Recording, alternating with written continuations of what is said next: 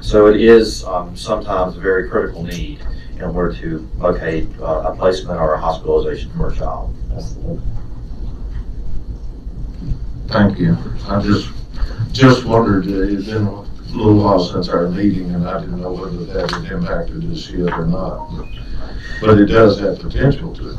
It does. It absolutely does. And for example, just last week I had an agency reach out, a neighboring agency, asking to borrow one of our foster homes because they had no other options, and they were basically spending the night in the agency with the child. And we were, fortunately, with their regional agreement with Montgomery County, were able to reach out and help, which was very, very beneficial for them. Which under that agreement, they can help us as well. Exactly.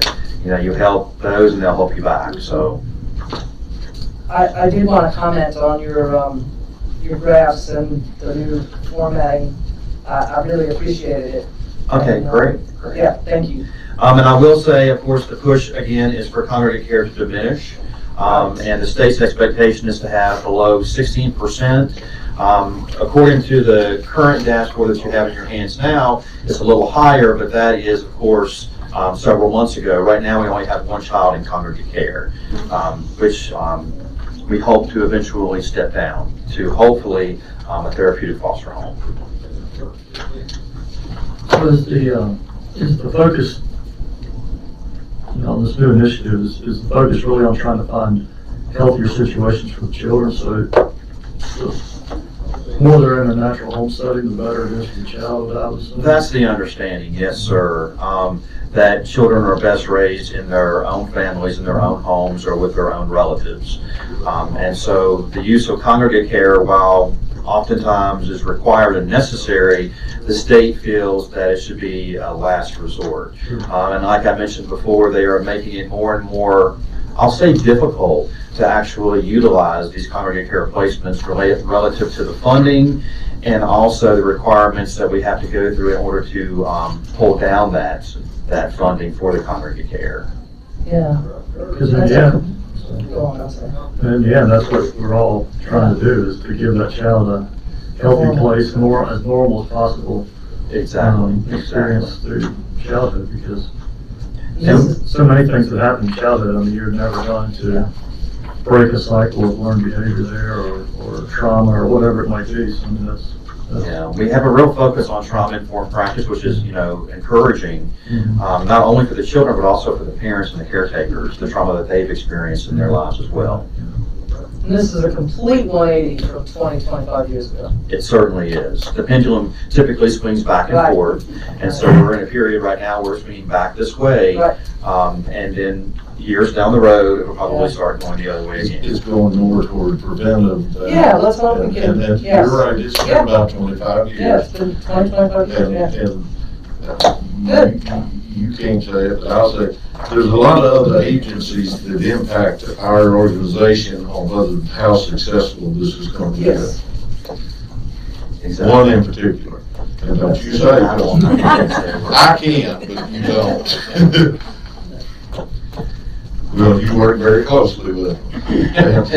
Yes, sir, I do. Or we do. But and I think they want to do what's right by the children, but like everybody else, they have such a limited budget that they can't do what they need to for these children. And it's on the judicial side. Thank you for what both of y'all do. Yeah. All your staff does. I mean, this is really important work. Absolutely. Because these children deserve a good childhood and a healthy and safe childhood. So. We have some very skilled workers on our team, so we're very blessed and lucky to have that. Yeah, very fortunate. I saw this snippet on the news that something about they were cutting out mental health budgets, everything in the state. That's one thing we've been trying to get some mental health, and they keep cutting back, as y'all know. Right. Is that going to affect y'all very much? It potentially could, yes. Not only for the children, but also for the parents that we're trying to attempt to serve. Because those services are key to treating the parents and the caretakers to return the children into the home. And so with absent those services makes it much more difficult for us to achieve those permanency issues that we need for children. But they keep pushing mental health, everybody keeps pushing it, and then they just keep cutting and cutting. And if you've been on the community services board, you really understand that. All right, and as you know, in Floyd County and most of the western region, the rural agencies, we have our biggest obstacle is the substance abuse and use.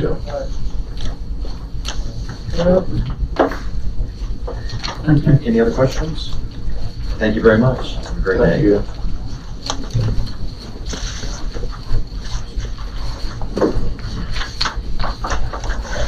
A few minutes for public comment, if you want to get in some of yours, maybe. Okay. Let's see what she Sure. We'll probably take care of that pretty quick. Approval of disbursements, excellent suggestion. I deliberately put it on the agenda after the appropriations, because you can't approve disbursements till you approve your appropriation. Wow. So we got them back up now. You gotta do the appropriation first. See, All right. Oh, yeah, I'm slow this morning. I'll get there. If you pick in. Okay. So what should we, let's see, I guess C. Resolution of appropriations, is that where you'd like to go? 9C, Mr. Chair? All right. So you have to go back just a little bit further in your packet. You'll see handwritten on here 9C. And it reads fiscal year 2022 budget resolution of appropriation. At the regular meeting of the Board of Supervisors of Floyd County, Virginia, held on Tuesday, July 13th, 2021 at 8:30 a.m. in the boardroom of the County Administration Building thereof.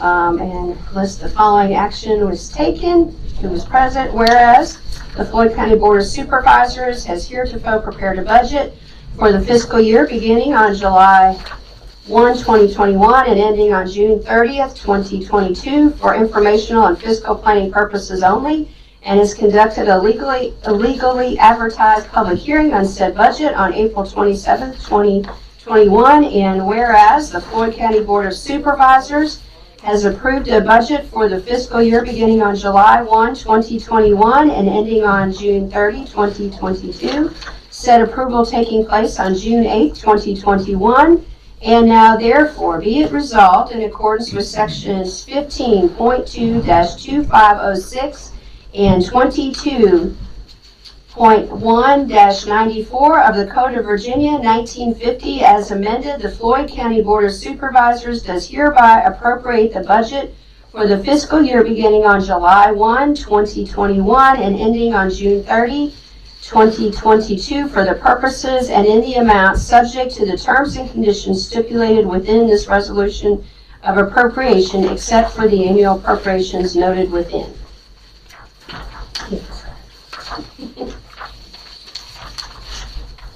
For your consideration. This would just be there's been no changes to any of this from what our budget is. This is correct. Correct. I move approval as presented. Second. Motion and second, any other discussion? Call roll. Mr. Yoder? Yes. Mr. Booth? Yes. Ms. Cookinger? yes, Mr. Turman? Yes. And Mr. Coleman is of course absent. And that was for the entire year appropriation. Now We we had can, discussed earlier. yeah, now we can get our reporting back to where it was. right. Make it much easier to follow everybody, yeah. Or it does for me anyway. All right. What's 9? Let's see, now C. Do you want to do the budget transfers? Yes. Okay. You asked if it was exactly as it was approved, and the answer was yes, but our next item is 9D. As I was inputting the budget, I became aware of a couple of errors I had made, and one of them was that I had the $16,500 for the Commonwealth Attorney's office in there twice, both in the total under salaries and as a separate line item. So that meant I had put too much to the Commonwealth Attorney's office. And at the same time, I had not put one of the employees in the Clerk of Circuit Court's office. The comp board had changed the position, which meant there was an increase in that salary. And I had missed picking that up when I had done the 5% increase. So what I suggest is that we do a budget transfer taking $16,500 away from Commonwealth Attorney part-time labor because it was in there twice, moving the amount needed to the salaries and benefits in Circuit Court, and then putting the balance of the amount, which I just see I have wrong, it should be 14,243, being added to the contingency line.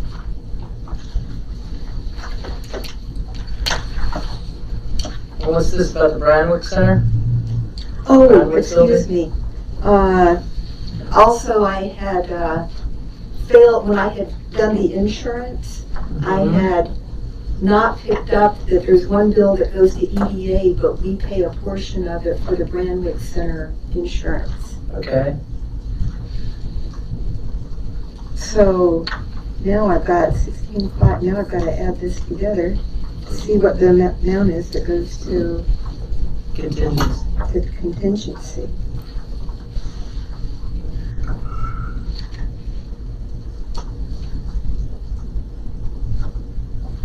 Got 10,243. That's what I've got.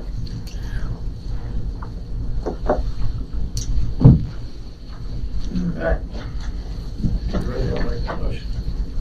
I'd move that we transfer $16,500 from Commonwealth Attorney and send that to portions to the circuit, $2,263 to the circuit court clerk line items, $3,994 to general properties for insurance for the Brandwick building, and $10,243 to be added to contingency. I'll second that. Motion second, any other discussion? All right. Mr. Yoder? Yes. Ms. Cooperman? Yes. Mr. Booth? Yes. Mr. Turbin? Yes. And Mr. Coleman is absent. Did we ever rename that from Brandwick Building to? In our books, we still call it Brandwick Building, but I guess we really ought to rename it. We call it the Floyd Flex Building until its current occupant now, we just refer to it as Plant 2, but Yeah, the right. Floyd Flex Building was what it was in between times. Yeah. Whatever you all. Right, you know, Eventually it may end up being, someone else making it. It's temporary. correct. Lydia, is this quick? I guess. That's the original. I know. Okay. Just have very good memories for me. But they worked out. They did. Mr. Chair, since Ms. Barton is standing at the podium and she indicates 9A is a pretty quick item, might be one more thing if you're amenable to move up the list.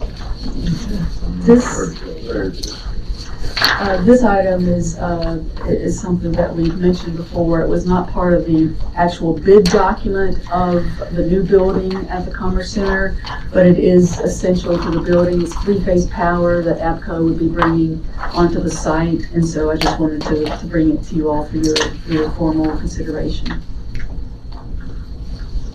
Need the power. So this money would be coming from the money that we appropriated for the building. Yes, It just wouldn't have been in the bid documents that we Exactly. approved. exactly. They gave us the credit for overhead versus underground. That's right. Very good. 13.35% tax, huh? I asked Yeah. about that. They assured me that we are not exempt, there are no exemptions from it, I did ask. Yeah, I mean, They seriously. will take your money. Wow. Well, they have to keep the stockholders happy. You ready for I'll make a motion that we approve the application agreement for underground service to commercial buildings for our new buildings and authorize whoever needs to sign to sign. Second. Motion second, any other discussion? Call roll. Ms. Cookham? Yes. Mr. Booth? Yes. Mr. Yoder? Yes. Mr. Turbin? Yes. And Ms. Coleman is absent. Thank you all so much. Well, so we're going to schedule. Take right off. All right, so it is the intent that all persons attending the meeting of the board, regardless of handicap and conditions, shall have an opportunity to participate. If any person present requires any special assistance, please let the board know in order that arrangements can be made. This time I'll open the floor for public comment. When you come up, state your name, the district you're from, limit your comments to 4 minutes, and as everyone should know by now, this is a one-way street, and we listen. If you have any more comments or questions, you can present them to staff or to a board member.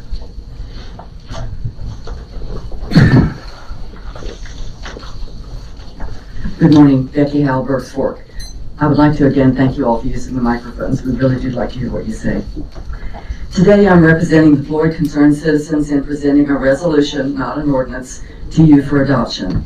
It's important that you, the elected representatives of the people, be seen drawing a line in the sand and honoring your duty by standing up for the citizenry against mandates from Richmond and Washington.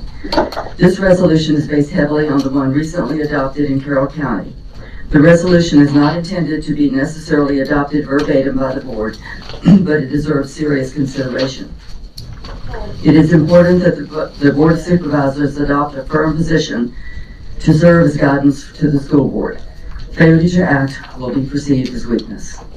While we do not know what Richmond will do if we do not adopt these policies, we do know that the result will be that our children will lose their rights to privacy and be subjected to possible harm and indoctrination attempts. We know that the best way to change a nation is to begin by indoctrinating the children. Why do we want to change America, the greatest nation on earth? Resolution of the Floyd County Board of Supervisors regarding the Virginia Department of Education model policies for the treatment of transgender students in Virginia's public schools. Whereas the Floyd County Board of Supervisors, the board, is aware of the recently adopted Virginia Code Section 22.1 to 23.3, which requires the Virginia Department of Education, VDOE, to develop certain model school board policies concerning the treatment of transgender students in public elementary and secondary schools, including access to school facilities and participation in school activities by transgender students, the model policies.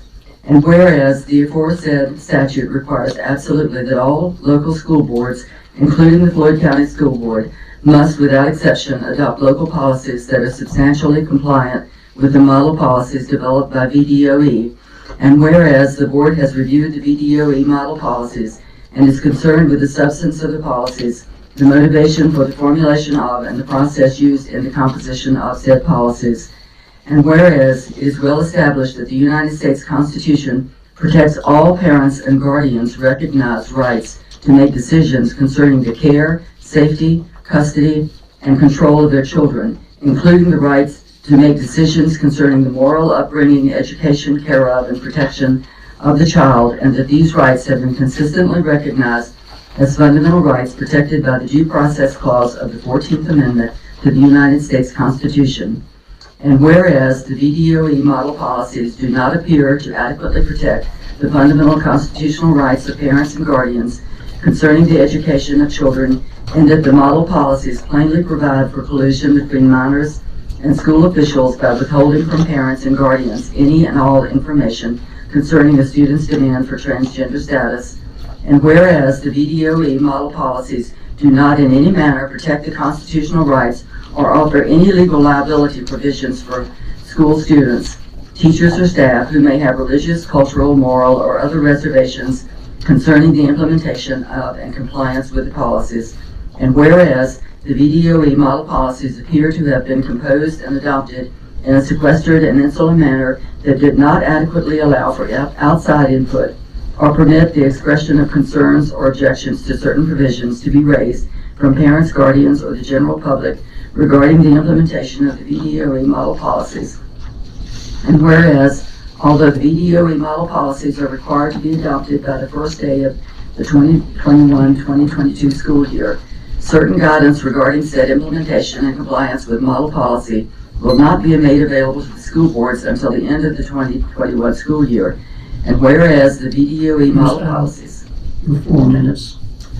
Okay, thank you. Suzanne Tuscany, Little River District.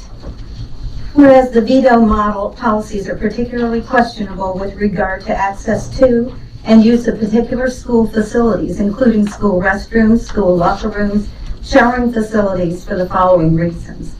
The model policies do not acknowledge or protect the privacy rights of any non-transgender students who may feel uncomfortable or unsafe in using these facilities in the presence of students of the opposite genetic sex.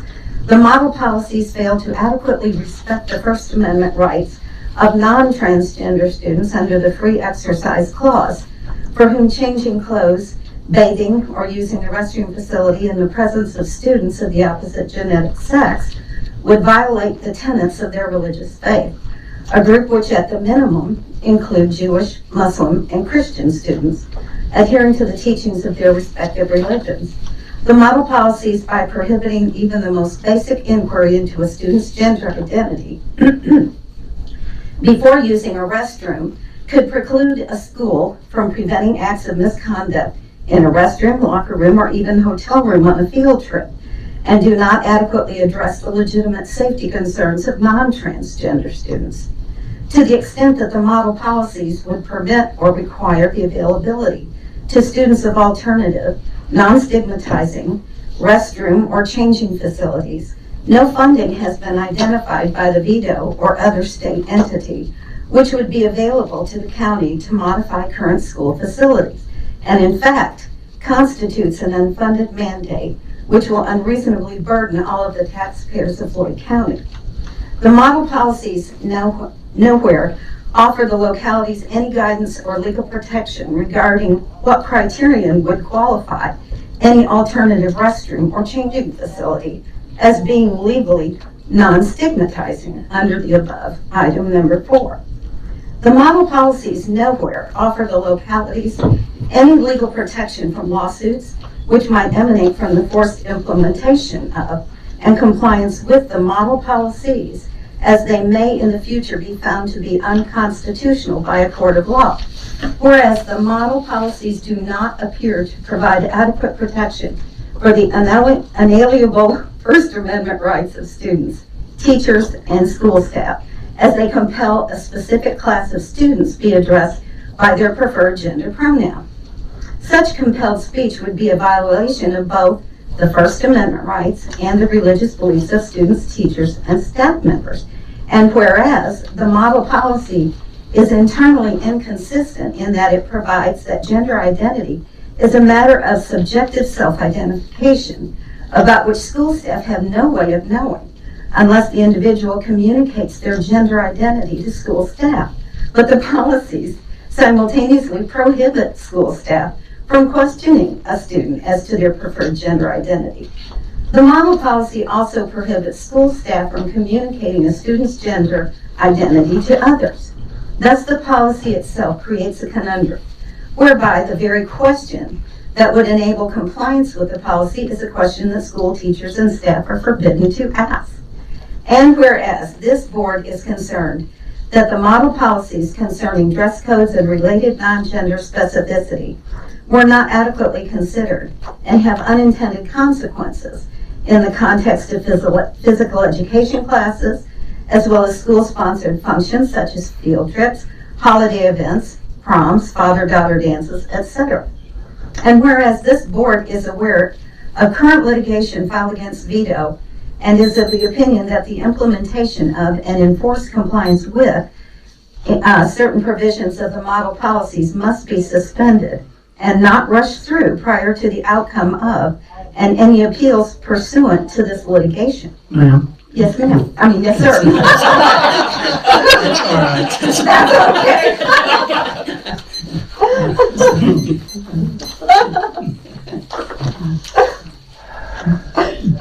David Whitaker, Courthouse District, and Town of Floyd. I'll continue.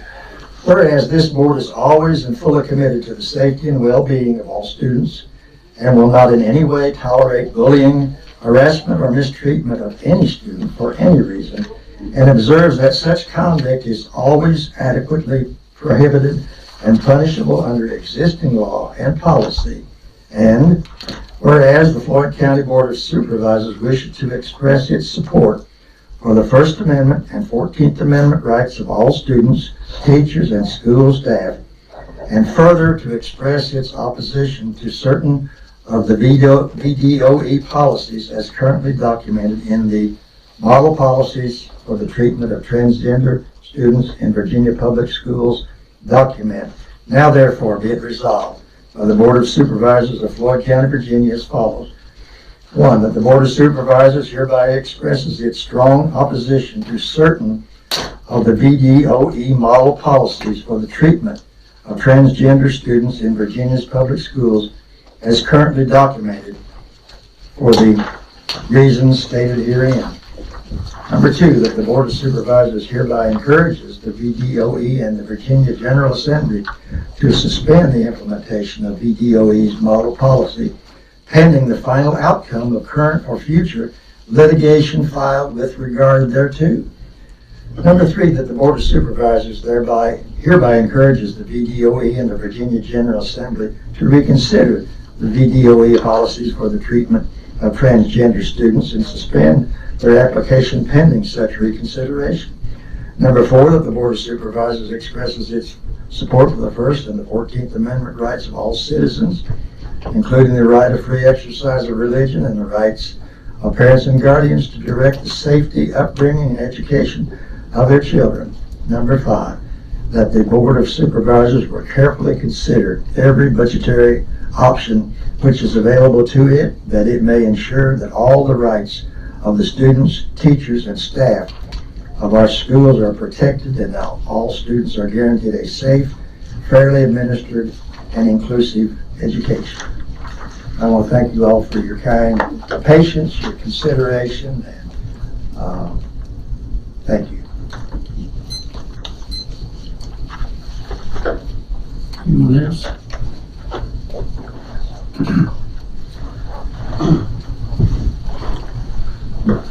Bob Smith, I'm from Indian Valley.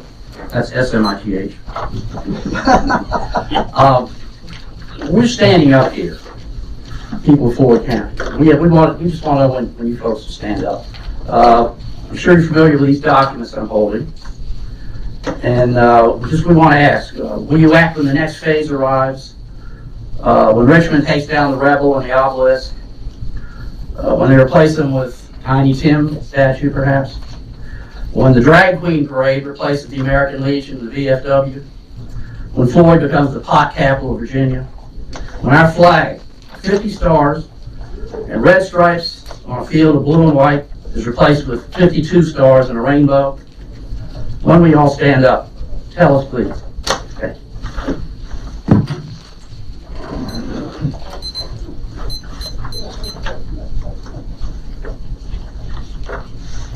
Thank you for using the microphones. Really appreciate it. My name is Linda Wagner, Courthouse District.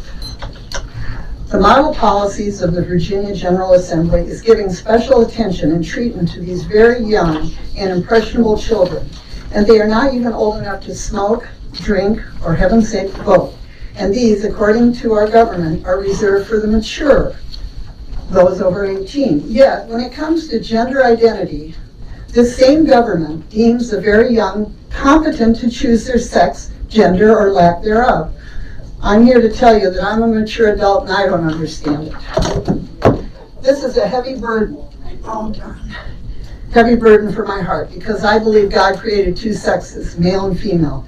The cultural deception that transgenderism is fact and that we must all support the lie or else is deeply troubling. The truth that transgenderism is a belief system has no basis in objective science or medical reality. In the model policies, it is stated that many transgender students undergo the process of gender transition to confirm and live as gender of their identity. 54.1-2409.5 of the Code of Virginia states that Virginia law prohibits licensed professionals from engaging in conversion therapy with youth under 18 years of age. So why is this a discussion in our schools or in our country? Thus, to cater to this is child abuse, and maybe they should be referred to Mr. Chad Alls and David Hope, as they are first-line mandatory reporters. This now has become a non-issue. Conversion therapy is opposed by most major professional organizations, such as the American Medical Association, the American Counseling Association, the American Psychiatric Association. Yet, you are going to spend our valuable tax dollars to instruct your mental health staff at the schools to be proficient in counseling to support transgender students? This is, out of the Mayo Clinic, a body dysmorphic disorder. Body dysmorphic disorder is a mental health disorder in which you can't stop thinking about one or more perceived defects or flaws in your appearance. A flaw that appears minor can't even be seen by others. You may feel so embarrassed, ashamed, and anxious that you may avoid social situations. Again, I say they are mandatory first-line reporters, and if they are supporting transgenderism, they're violating the Code of Virginia and are doing no good function for our children. And you discussed earlier with Mr. Chad Ells, you know, how you are supporting our children. Let's support them through our schools. Thank you.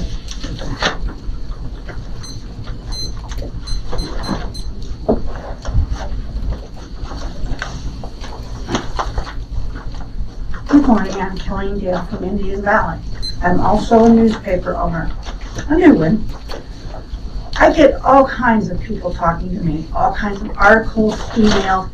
When I took on this newspaper, I didn't realize the kind of responsibility that it's going to be.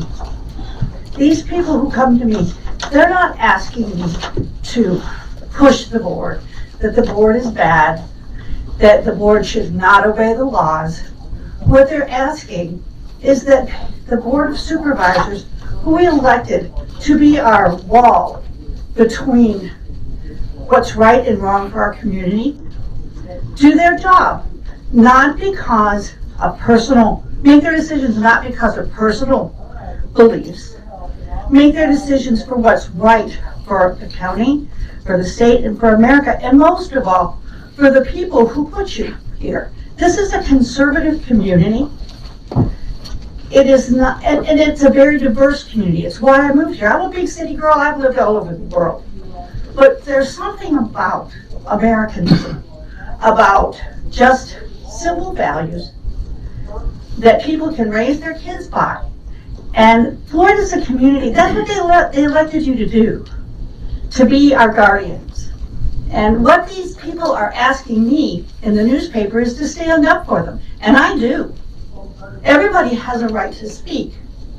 Both sides, all sides. But our Board of Supervisors has the responsibility to weed through all that and to do what's right. The Mormons have a simple little ring they give their children. On that ring are 3 letters, CTR. It stands for choose the right. And that's what the people of Floyd are asking you to do, to choose the right. Thank you.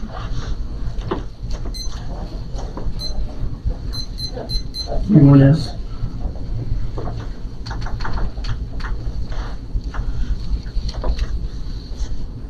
Seeing no one else, I'll declare the public comment period closed. As I said, if you've got additional questions or comments, you can pass it on to board members or staff, and I'll make sure we get to them. And I thank each one of you for coming and speaking. I wish you the best.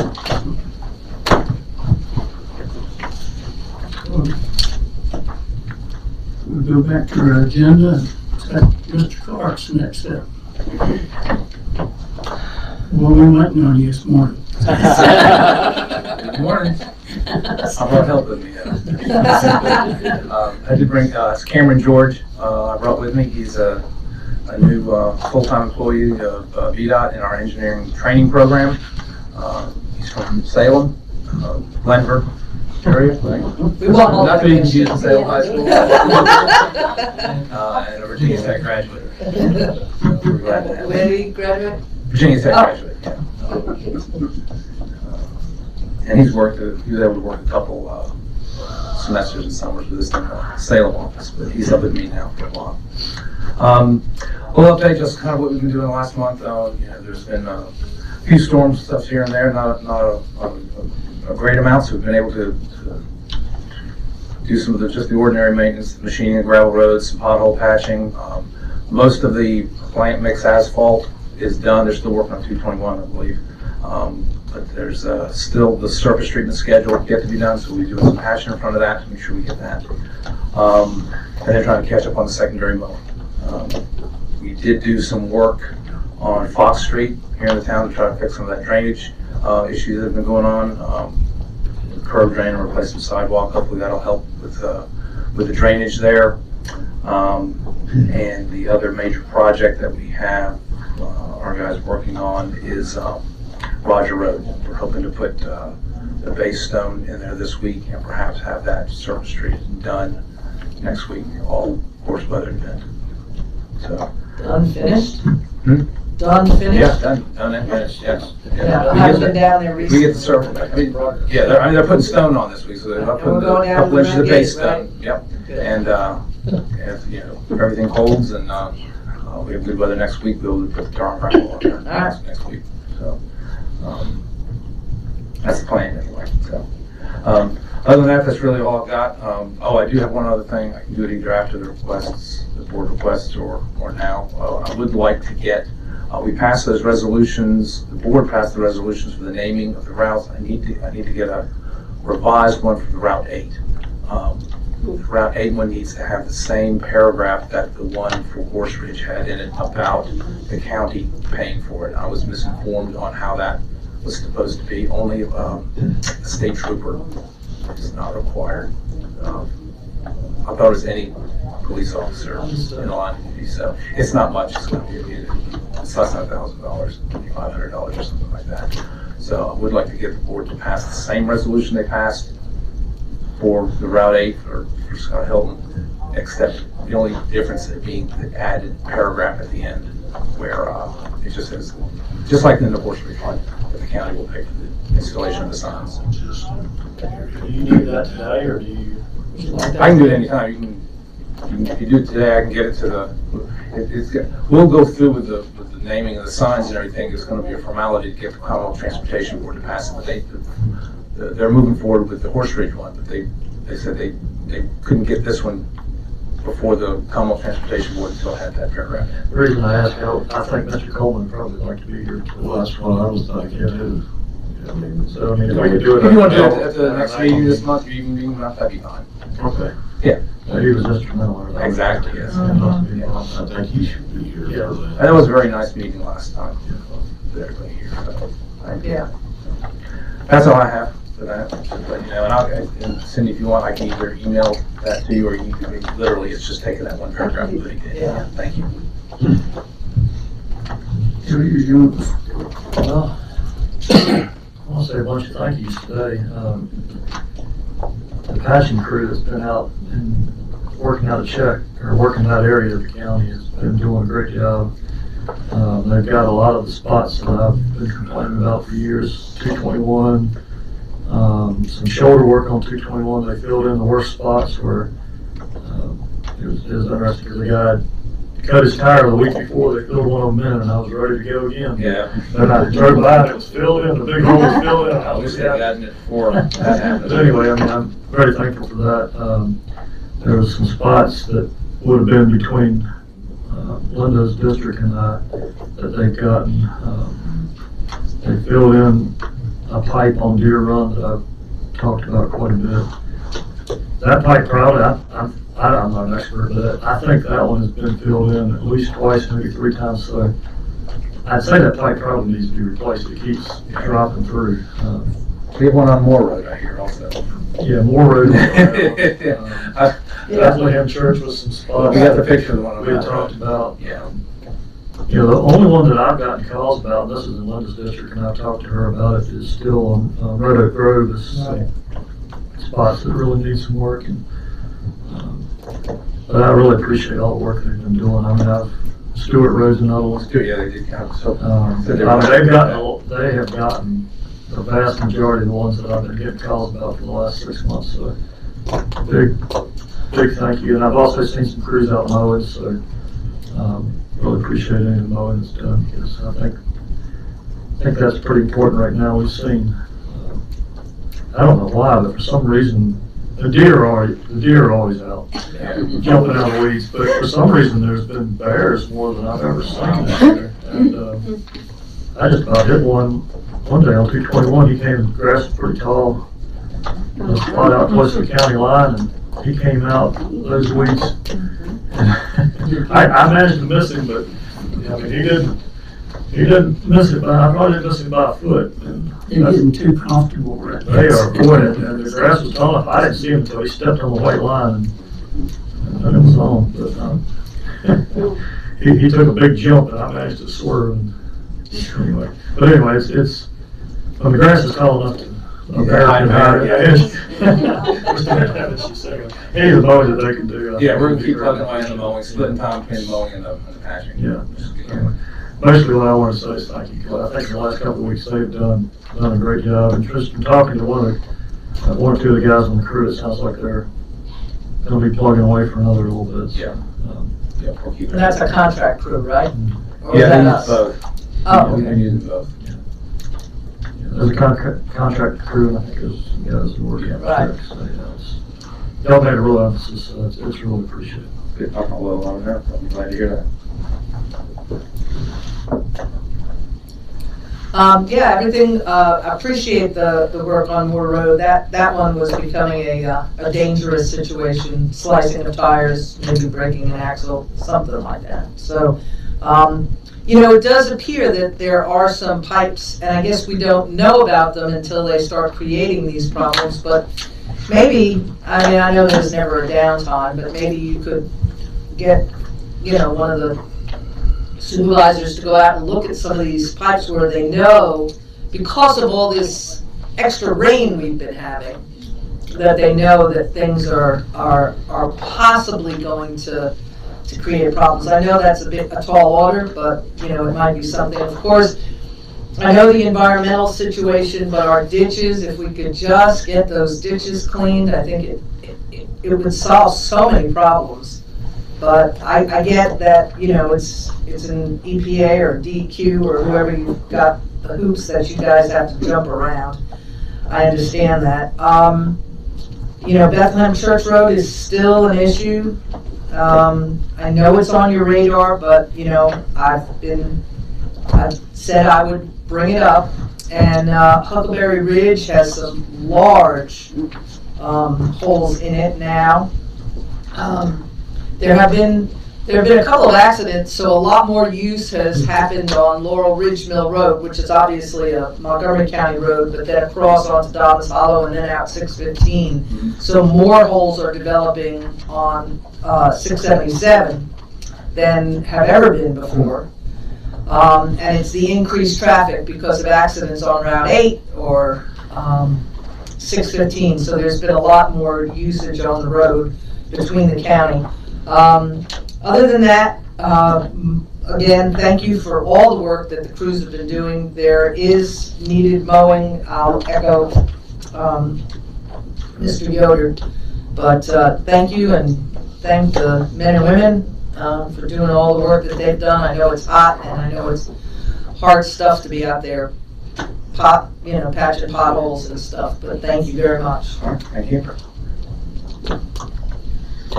I'll go along and thank you. I know the crews has been working all over the county. Thank you for the attention to some of the problems that's cropped up here in town. have a couple of things. I talked to Darrell about a couple of problems on Morning View out at the Parkway. One thing I forgot to mention to him, if you would pass on, apparently there's a place out there where the brush is actually hanging out in the road that they have to go plumb around to get to it. And I'm sure you've got it all over the county, but if they could just pay some attention out there too sometime. Let's see, that's Morning View. Have you been over to the school project? It's been a little bit. I mean, I've been over there since I see you clear that whole front. You've got the field there. The catch basin below the tank. You come on down. Then you've got where overflow drains out into the ditch there. Now, I noticed during some of the harder rains, it seems like that water's running across the road. Do you know, is there any indication of putting a culvert under that road? I'm not sure what was required with the permit. If it's going to be increased drainage, they have to take it to an adequate Could you facility. check on I have some that? pictures if you want me to send them. Do you? Okay. Oh, yeah. If you do, if you don't mind. Not at all. I've just had several citizens talk to me about that, and I wasn't sure what was in that final, as far as associated with VDOT, as to what the final idea is there. I don't know if there's going to be a pipe that goes under and then gets it over, what is that, Pine Creek? Yes, fine. Yeah, Pine Creek, it goes down through there. So I don't know if it's going to dump into it or where it's going to go, but I think we have some potential problems there if it's left like it is for the winter time, especially. Oh, yeah.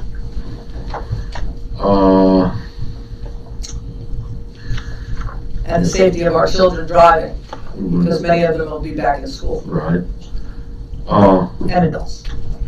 Also, they're on the end of Fox Street, and I am appreciative for what y'all done. Did you ever get a chance to figure out who actually owns that sidewalk for it that has the missing handrail? Is that the town's, or is that turned over to VDOT? No, that's the town. That's the town, so. Usually we will do sidewalk that's associated with the VDOT project. That was a town. Well, I didn't know, see, that was all done, so I didn't know if it was turned over to you or not. No, not So that may be a. So I need to talk to the town, and because there has been concerns about there not being a handrail. Yeah. I'll check on our side too to make sure. Just to make sure. Yeah. And if you could let me know. The next thing is Facebook. The last thing you want to hear. Yeah, really. I just, we've got some problem spots we've been trying to get fixed on Route 8 as far as guardrails. Do you know, are they digging out behind those guardrails, or are they boring? I'm not sure. Well, could somebody figure out, because if they're digging out, if they don't compact that back, we're going to have even worse problems on the guardrails. Yeah, it fix some of your drainage issues. Now I will admit, there, by the mill, it looks great. I don't sit near the water standing there. So they have been good in some respects. They don't have to answer the DEQ, huh? Right. But if we could just keep an eye on it, because like I said, there's some of these guardrails that I've been trying to get shored up and fixed for 3 years, and if they go through and don't properly compact that stuff back, we're not going to have to worry about it, because the guardrail's going to be at the bottom of the gully. And I know it sounds like I'm fussing, but I really am happy. Oh, yeah. But our local forces and the contractors have done great. Everything I've seen, so. And with that, I'll thank you for what you do too. That you have had it. I complained enough for one day. Now, y'all pretty much covered everything I was going to say. And that's one of the biggest issues that I'm hearing is, well, there's three of them really. The mowing, machine work on the back roads, and like Jerry said, some of this overhanging vegetation. Seems like it's really great this year, but,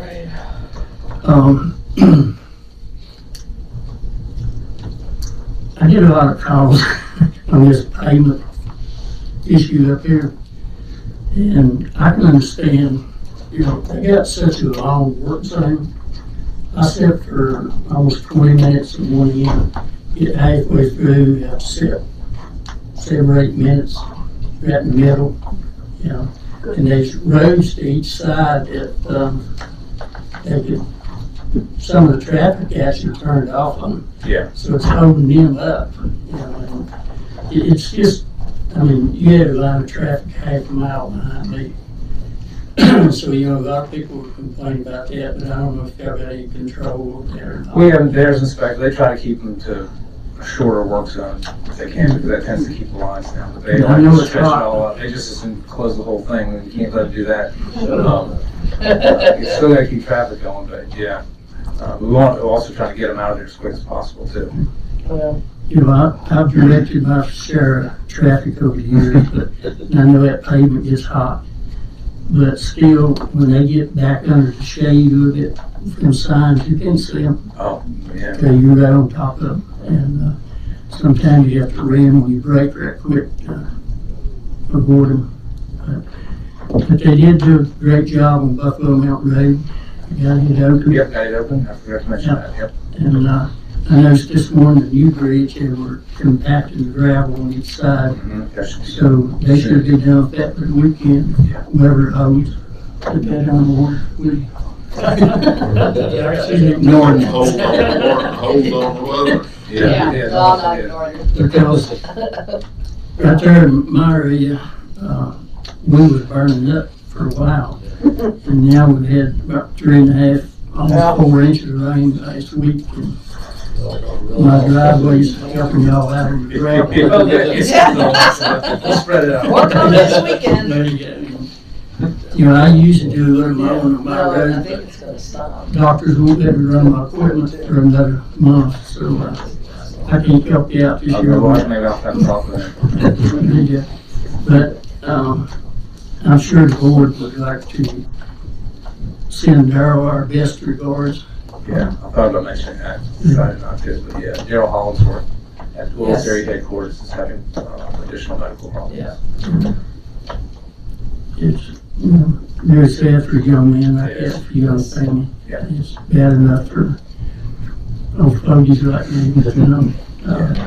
His family's having a tough time now. But other than that, thank you for all y'all do for limited staff here. That one more fun. Well, you said you was gonna limit it. You're taking it now? But this is more, I'm doing getting that out of the way early. This is more for the people watching. They don't have a 3-minute limit, do they? No, but they'll put one in for me. No, I just wanted to let everyone watching know, and I got a question about State Route 705 Beaver Creek is closed to through traffic and will be since yesterday through the end of the month. My understanding, they're replacing the culverts there where the road first crossing of Beaver Creek. So it'd be closed to through traffic. I don't recall seeing anything in the Floyd Press about that myself, but maybe I just missed it. But when we're going to shut a road completely down, we need to get more. Absolutely, I'll check and see, that's usually our bridge office that does that, I mean, The signs, off on someone else, but yeah. well, the signs were up and I saw them because I traveled that road to a family farm, so, but, just wanted to make that announcement for anybody that hasn't seen it or doesn't realize it. Well, the most important thing is our EMS and Right. fire. Yeah, that's, and the sheriff's office, yeah. Which the sheriff's office will often see it because they're out every day. But I know when I was a volunteer firefighter on EMT that, you know, you might not run that road for a month and then all of a sudden you go down it and it's like, Sure, whoa, it's closed, you you gotta gotta go figure over something else out. Yeah, I'll find out about that. yeah. What happened to that notice? I may have just missed it, but I didn't. But I had one or two citizens that doesn't travel it normally that has seen already called, so I just thought better to make that announcement and get it out there the best we can. I wanted to let David know that the road abandonment for Rose Hill, we finally got the last piece of things we had asked the homeowners to do, and I'll be sending that to you. All right, great. I thought about having it for you today, but I thought it'd be easier for you if I emailed Yeah, it. it will. I'll send that to Jesse Miller and Alex Cheney, probably been working on that. I would say additionally on that Buffalo Mountain project, that everybody's appreciates you widening. Yeah. Cause I mean, I was amazed how much they brought over. And during the winter, when we got ice, that's sort of tricky down through there. It's nice to have extra room. So now you got more room to mess up. Slides. So, but it's really nice. I appreciate that. All right, well, thank you very much. I'll go check out some of these things on the new list. Thanks. You're welcome aboard, you. Yes.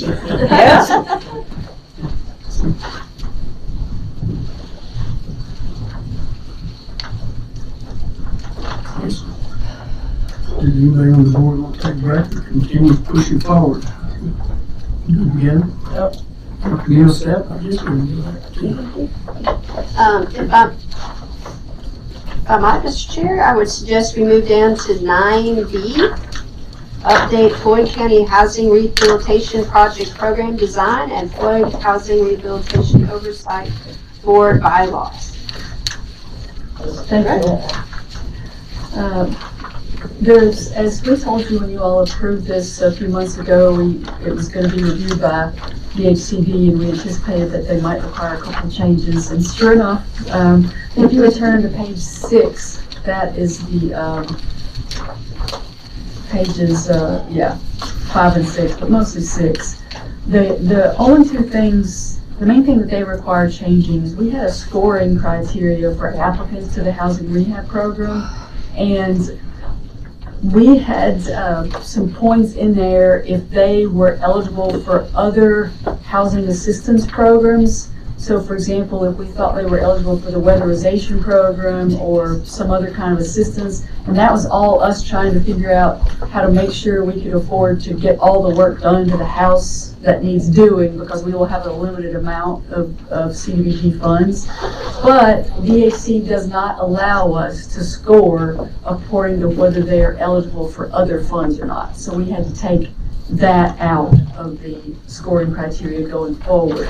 But they did allow us, for the 15 people that had been kind of pre-qualified during the application process using the original scoring criteria, they did allow us to kind of keep those in place to work through first. So those are really the changes, and I'm happy to try to answer any questions. But that's all the changes, Yes. pretty much, from what I could tell. That's correct. Mr. Yoder, you look very concerned. Okay. So we happy to try to answer any questions. We do need you all to consider approving this revised program design.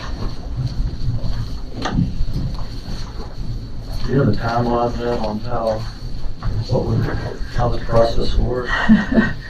Yeah, that's the $64,000 question. Maybe I shouldn't ask that. No, it's a good question. There are 9 of the 15 household slots that we have.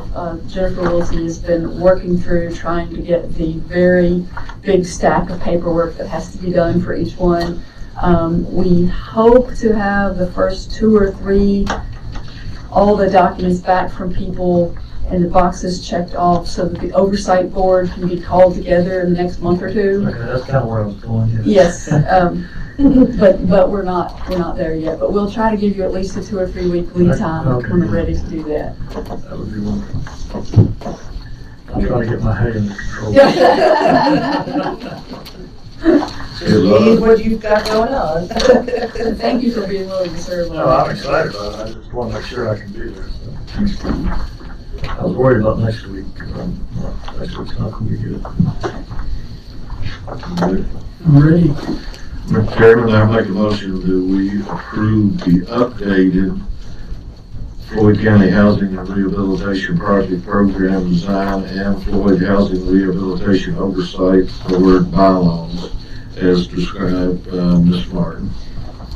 Second. That's all right. Give my points.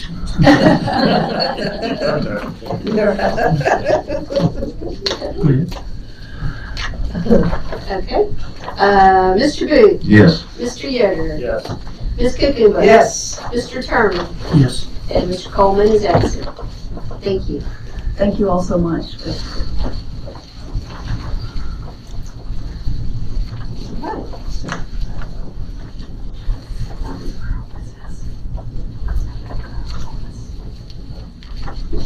if you're looking for one more item, we could probably move up pretty quickly, is 9E. And I think that I can give at least an initial explanation of that.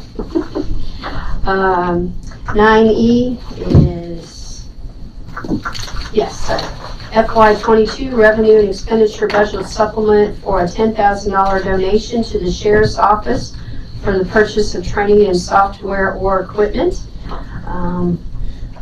Sheriff Craig reached out to me and let me know that he received through a will, an anonymous $10,000 donation.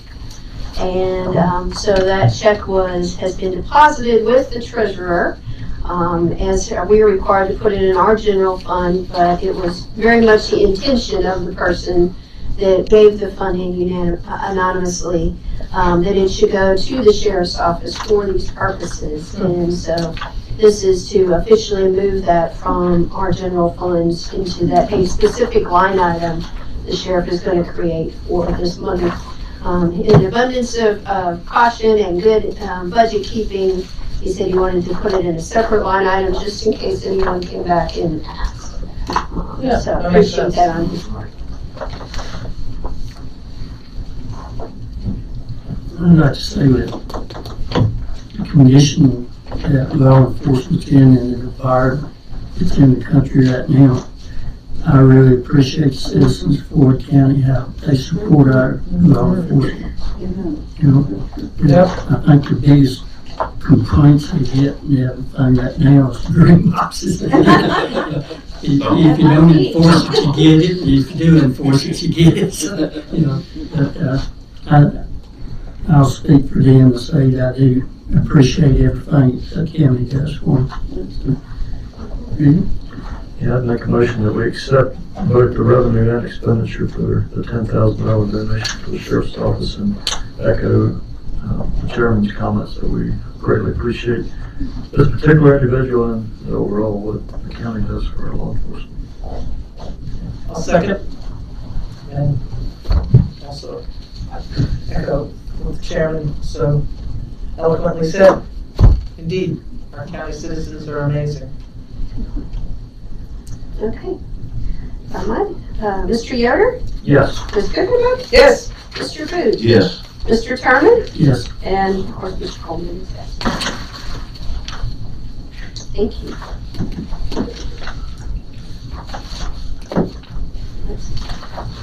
Oh, I see. Yeah, they both are. Did both are? Yep. Okay, then moving it forward. We were a few minutes early, but since they're here, if you're ready, you have at 10 o'clock Mr. Mark Shaw, our game warden, and Miss Betsy Stinson, to talk about bears and potentially green boxes. Timely, thank you. That's Officer Peak. Dr. Millsap's, that's Officer Peak. Okay. Is Ms. Stinson not gonna make it? No, she's there. Thank you. We do have a short slide show, just to break things up a little bit for you. If we can do that, I've got a flash drive here. Hopefully everything's compatible. Who knows? Does that work for you? If it doesn't, it's okay. We'll see. We love visuals.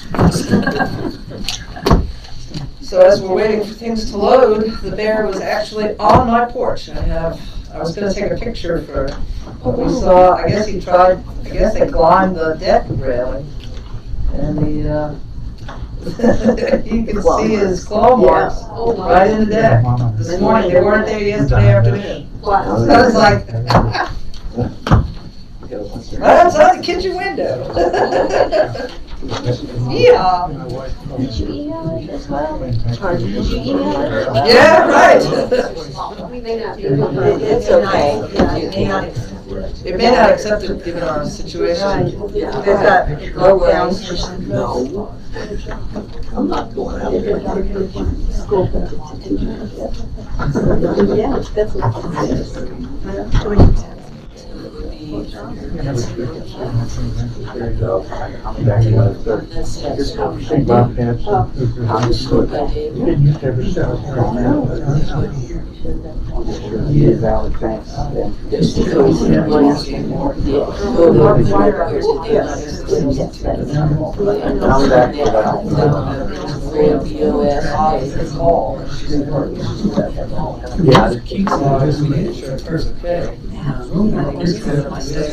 Someone should say something to Justin. Justin's not here. I don't want to do that.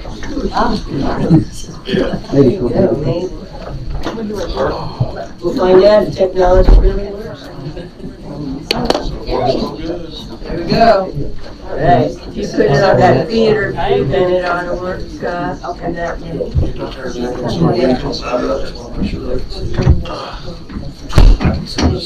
There you go, perfect, thank you. Appreciate it. Pull it out. That's good, right there. That's all I need. 2 years worth. Yeah, about 3 years.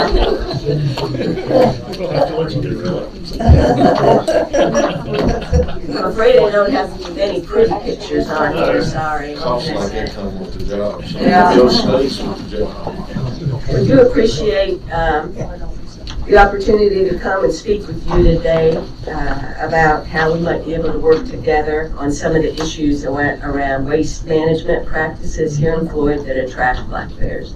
So obviously we don't have Officer Shaw here, we have David Peak, who's our stand-in for Mark, I guess.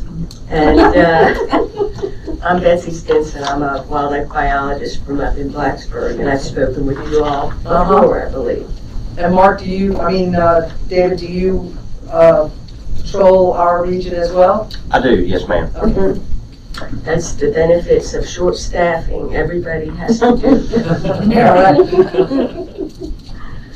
You can go ahead and switch it if you would. Just to get us oriented a little bit, the department's Black Bear Management Program relies on a 10-year plan.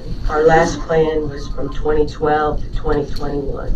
So 10-year management plans, we do them for all species. And I think what's key about our wildlife management plans, we have them for a number of different species, is we don't consider them our plans so much as we consider them the public's plans. And we found a lot of success when we create these plans, these statewide management plans. We've had a lot of success in inviting stakeholders, a broad array of stakeholders, to come in and set the goals for Virginia. We don't set the goals, these folks do. And so that stakeholder group might be agricultural producers, beekeepers, homeowners, local governments, wildlife watchers, hunters. So we just get a broad array and we stick them all in one room.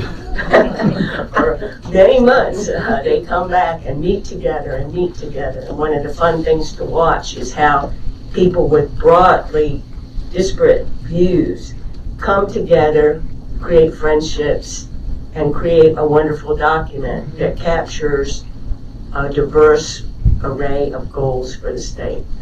So this plan is divided into two main sections, and the first section is population management, and basically we manage on an area basis, multiple counties lumped together for black bear. Deer we manage county by county.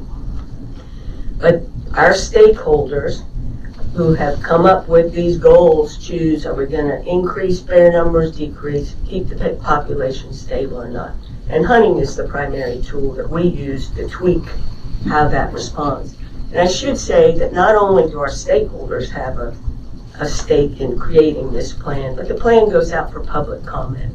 And the general public at large has an opportunity to weigh in and have input to that. And after that time, our board decides whether or not to accept the plan. So we're just starting our new work on our next 10-year plan. We've got a new bear biologist coming in, so he's going to have trial by fire. We think that's a good way.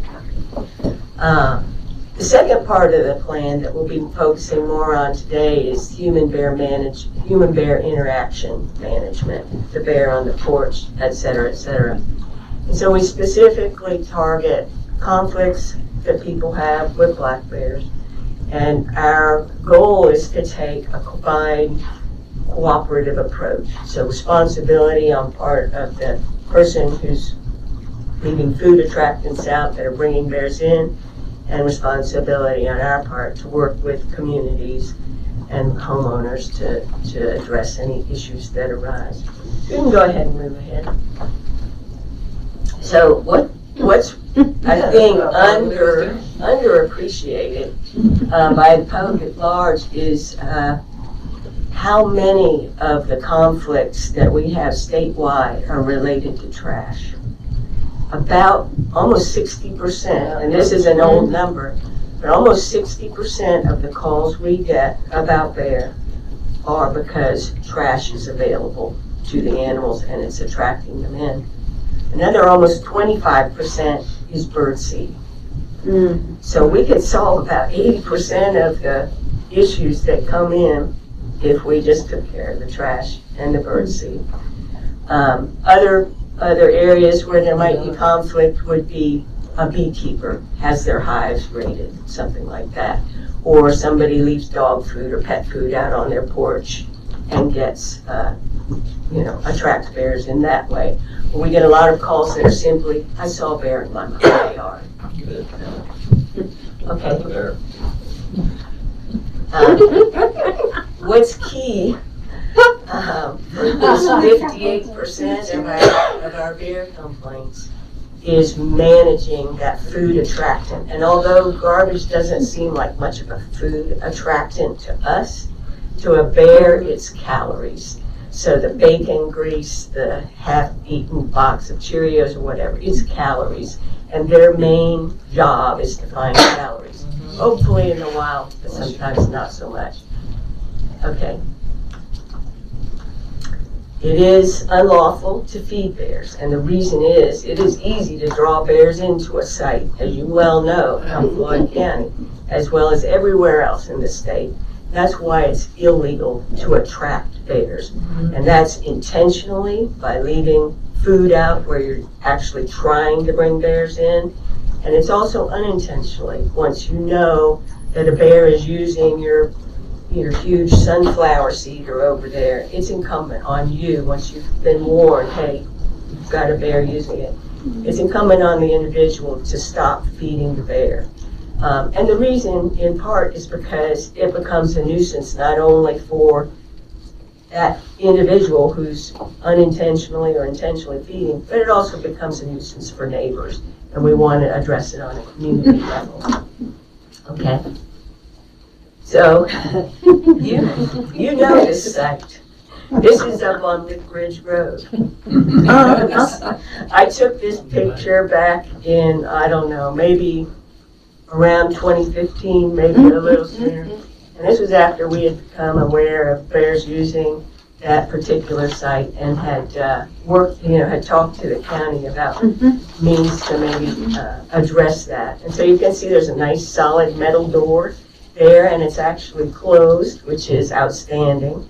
And I've never been certain whether that sign was actually for the bears or for the people. So that's the bridge. The funniest part about that sign is that if the door was open, you wouldn't be able to.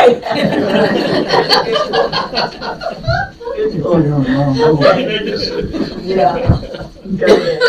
You can train. All right. This is Lick Ridge Road back in 2018.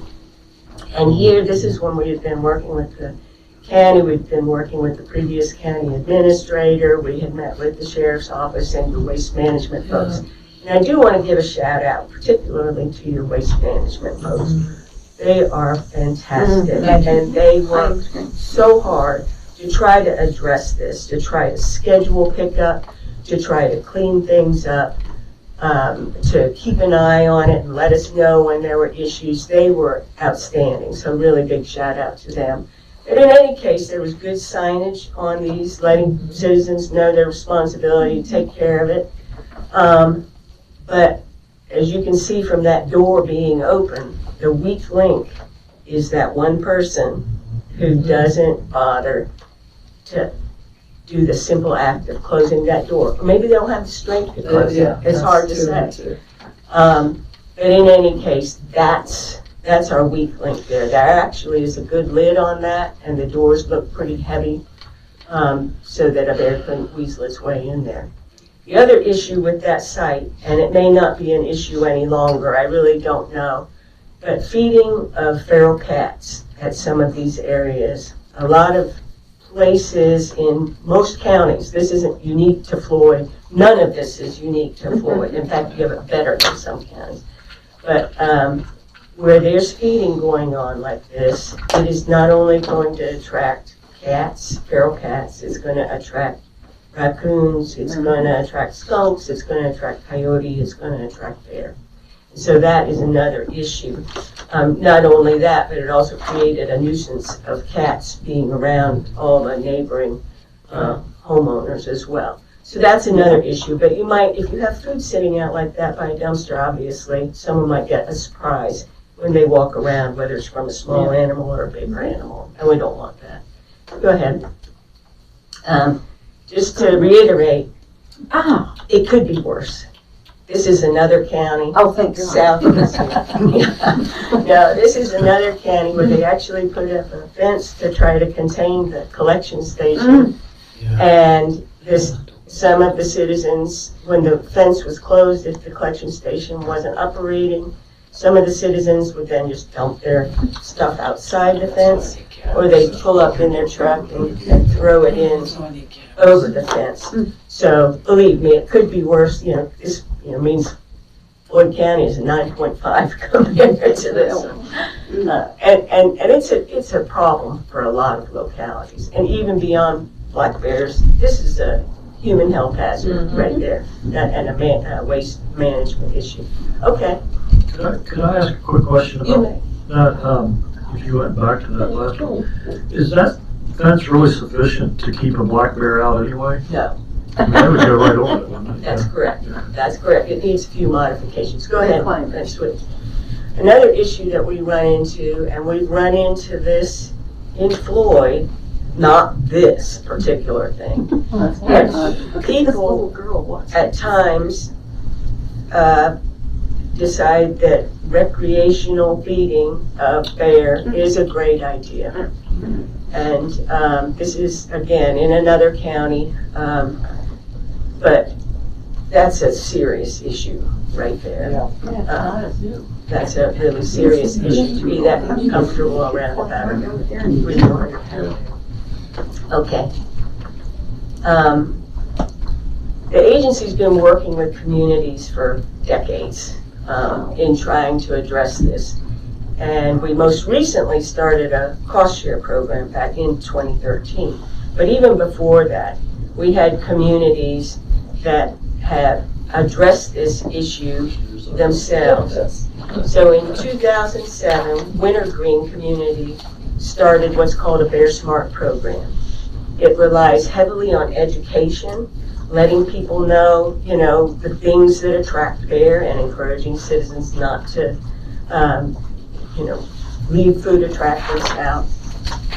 And it also, in their case, I believe they have an ordinance that says, say, you can't feed birds during this period when bears are most active, because that's one of the things that was really a lot of nature lovers, a lot of bears being attracted to the area. And they also addressed some of their collection station issues. They had an 80% reduction in bear incidents, and their damage incidents dropped by 90 once they addressed that. And like Floyd, it's rural. It's it's forest. It's on the Blue Ridge Parkway. It's a mix of agricultural areas, wild areas, and human occupied areas. So go ahead. This is another site that I thought was particularly amazing, and this is a good news story too, believe it or not. This was out on near National Forest, and as you can see, it's problematic. None of those dumpsters have lids on them, and there's an issue there. So you can go ahead and change. This is after our folks worked with them. They put the metal doors on, they had some springs on them, They had metal lids on those dumpsters. They patrolled it more frequently, and it made a tremendous difference. It did what it was supposed to do. Okay.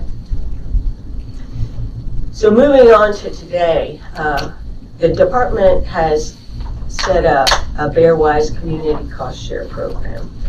And it started in 2013, and it makes funds, and believe me, we're not flush, so it's not millions of dollars, I wish it were. But we make funds available to towns and cities to be able to secure bear attractants, and typically garbage. So some of our past projects where we've done a partnership have included retrofitting dumpster lids to make them, you take off the flimsy plastic lids and put on heavy metal to keep bears out, electric fence around collection sites, and that's what you were getting at with your fence question. Electric is key, I think. And then also things as simple as residential curbside garbage cans that are actually more bear resistant. We require a minimum of a 30% match for a county, and the good news for a place like Floyd is that first-time applicants are given priority in the if you chose to go this way. You work with your department biologist and your CPO to set up the project so we can hear, you know, what you're thinking, you can hear what we're thinking, and we can come up with a project that hopefully has a good chance of being funded. It is getting more competitive. It used to be, you know, you had to drag the horse to water, but now the horses are coming to the water. And everybody can use a little help with funding, including us. The application deadline will be January 2022. Dr. Millsaps has already filled out a survey that one of our biologists sent out to folks, to county administrators, to see what they thought of the program, if they'd partaken of it in the past, and what kind of interest they might have in the future. So she's expressed that interest, and I know our person who's sort of heading that up will be getting in touch with her when the applications are again available. We never know from year to year how much funding we're going to have, so that's a concern too. Go ahead. These are some projects, just 2 projects that I've done in this area. So for example, in Pulaski County, worked with the old administrator there to help the county purchase bear-resistant trash cans. So the one on the left is what they got for their citizens. So basically, you called the county administrator's office and said, I'd like to have a bear-resistant trash can. These are screw-top cans, and bears don't have thumbs, so they haven't quite figured that out, but they will. Yeah, it's working pretty well. But again, what I've seen just the other day, in fact, is that the weak link is human use of the item. So if you just set the lid on there, it says bear resistant, but it isn't. So you've got to use it properly, screw the lid on. And then they also had an overlook area bordering National Forest, I think, where they had a plain old trash can, you know, with a little metal lid on it, and they replaced it with this bear-resistant can with that funding. Okay. Oh, and I should say, they made those bear-proof cans available to their citizens at about half the cost of what it would take to purchase one elsewhere. And they used that money to roll back into the program. In Blacksburg, that slide doesn't show very well, I just screenshotted off their website. But what they've got in Blacksburg is that on edges of town, particularly next to forested areas, they're getting bear incursion, and the bears know what day the trash is going to be put out and what time. I'm sure you all are aware of that. They're really good. But anyway, they've got 95-gallon rolling carts that they use in town. And if you're in one of those areas and you'd like a bear-resistant cart, then they make that available to you. And it's got a locking mechanism on it that keeps the bears out, but works really well with their trash management equipment. So that's key as well. You've got to make sure everything is going to be compatible for your trash boat.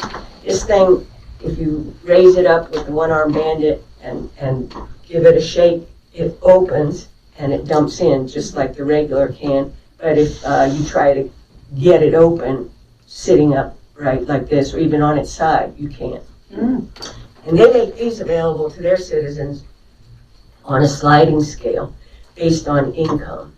So if you are extremely low income, you will get to use this thing for free. If you have a higher income in town, then you'll end up paying more for it. And again, they're putting those monies back into the program. So go ahead.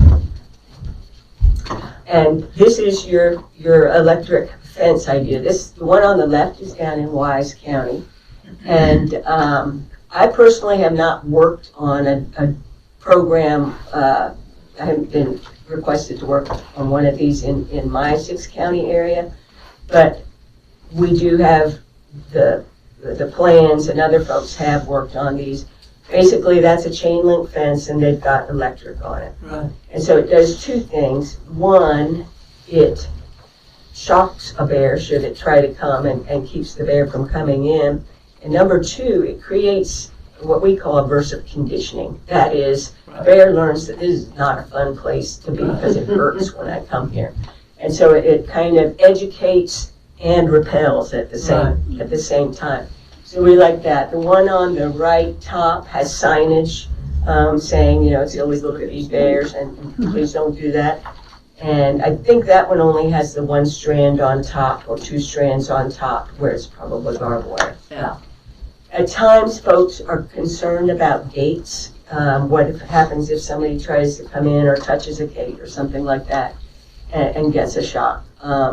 And so one of our folks worked out in Montana for a while, and what they were using on some sites was an electrified fence and then basically a rubber mat with hog wire or whatever laid on top and electrified. So you could drive over it without getting a shock. You could walk over it in regular shoes. You wouldn't want to go barefoot. And bears have really tender feet, so they don't like it either. Go ahead. Interesting. So a little shock may train the humans too, though. Whether you said that. So in any case, our approach to the human bear conflict management is number 1, prevention, because bears have the memory of the proverbial elephant. They remember. And it's better to nip a problem in the bud before it even gets started, like so many things, before you have an issue. Another thing that works well is citizen awareness and cooperation, that education. Keeping it on your website, just making folks aware. And then community involvement in the types of program you're thinking of, site-specific programs. We can't tell Floyd what they need to do. Floyd knows better than anyone what works in Floyd County, and same with others. And it's not same right site to site. You've got differences that you'll have to address. And so it's kind of a roll your own type program, and we try to go with what's going to work best, but empower the counties to, do something that might help them out. And then, of course, the public planning that goes in with the forethought, and then hopefully a good partnership with the department on how to best lift this problem. So, go ahead. Well, with that, I'll be quiet. We do have a wildlife conflict helpline, and that number's up on the board. It's for, a deer problem, a bear problem, a raccoon problem, anything like that. So we invite people to call that number and talk to any of the biologists who are there and available to help give some advice on how they might best solve the problem they've got. Thank you. Does the federal level still have programs where they'll come out and relocate problem bears? That's a state responsibility to manage black bears. Okay. And no, if there is a food attractant, a bear will find it. And it doesn't matter if you get rid of bear A, bear B, once you get rid of bear A, is thinking, oh, a vacant home range, and it comes with food. And so you get that bear, and then you get the next bear, and get the next bear. And we found it is, you have to nip it in the bud, you have to secure the attractant. and that's the It's best like way you to said do it it. the last time you was here. It's like us finding a good restaurant. We bring our family with us next time, you know, just keep on like that, you know. That's right. So, yeah, so for my farm, it's just, you know, we've got berries and, you know, just where they're growing. Sure. And, you know, it's just where we planted them. And, I mean, we exist with the bears. We were told that a 300-pound bear probably crossed the road from the honey patch that or maybe not that same bear used to like, and right on over into the Christmas trees. We actually had damage from Christmas trees last year, where they just literally took and, I mean, broke the tops of beautiful trees. We couldn't figure out, you got any reason to know what they were doing?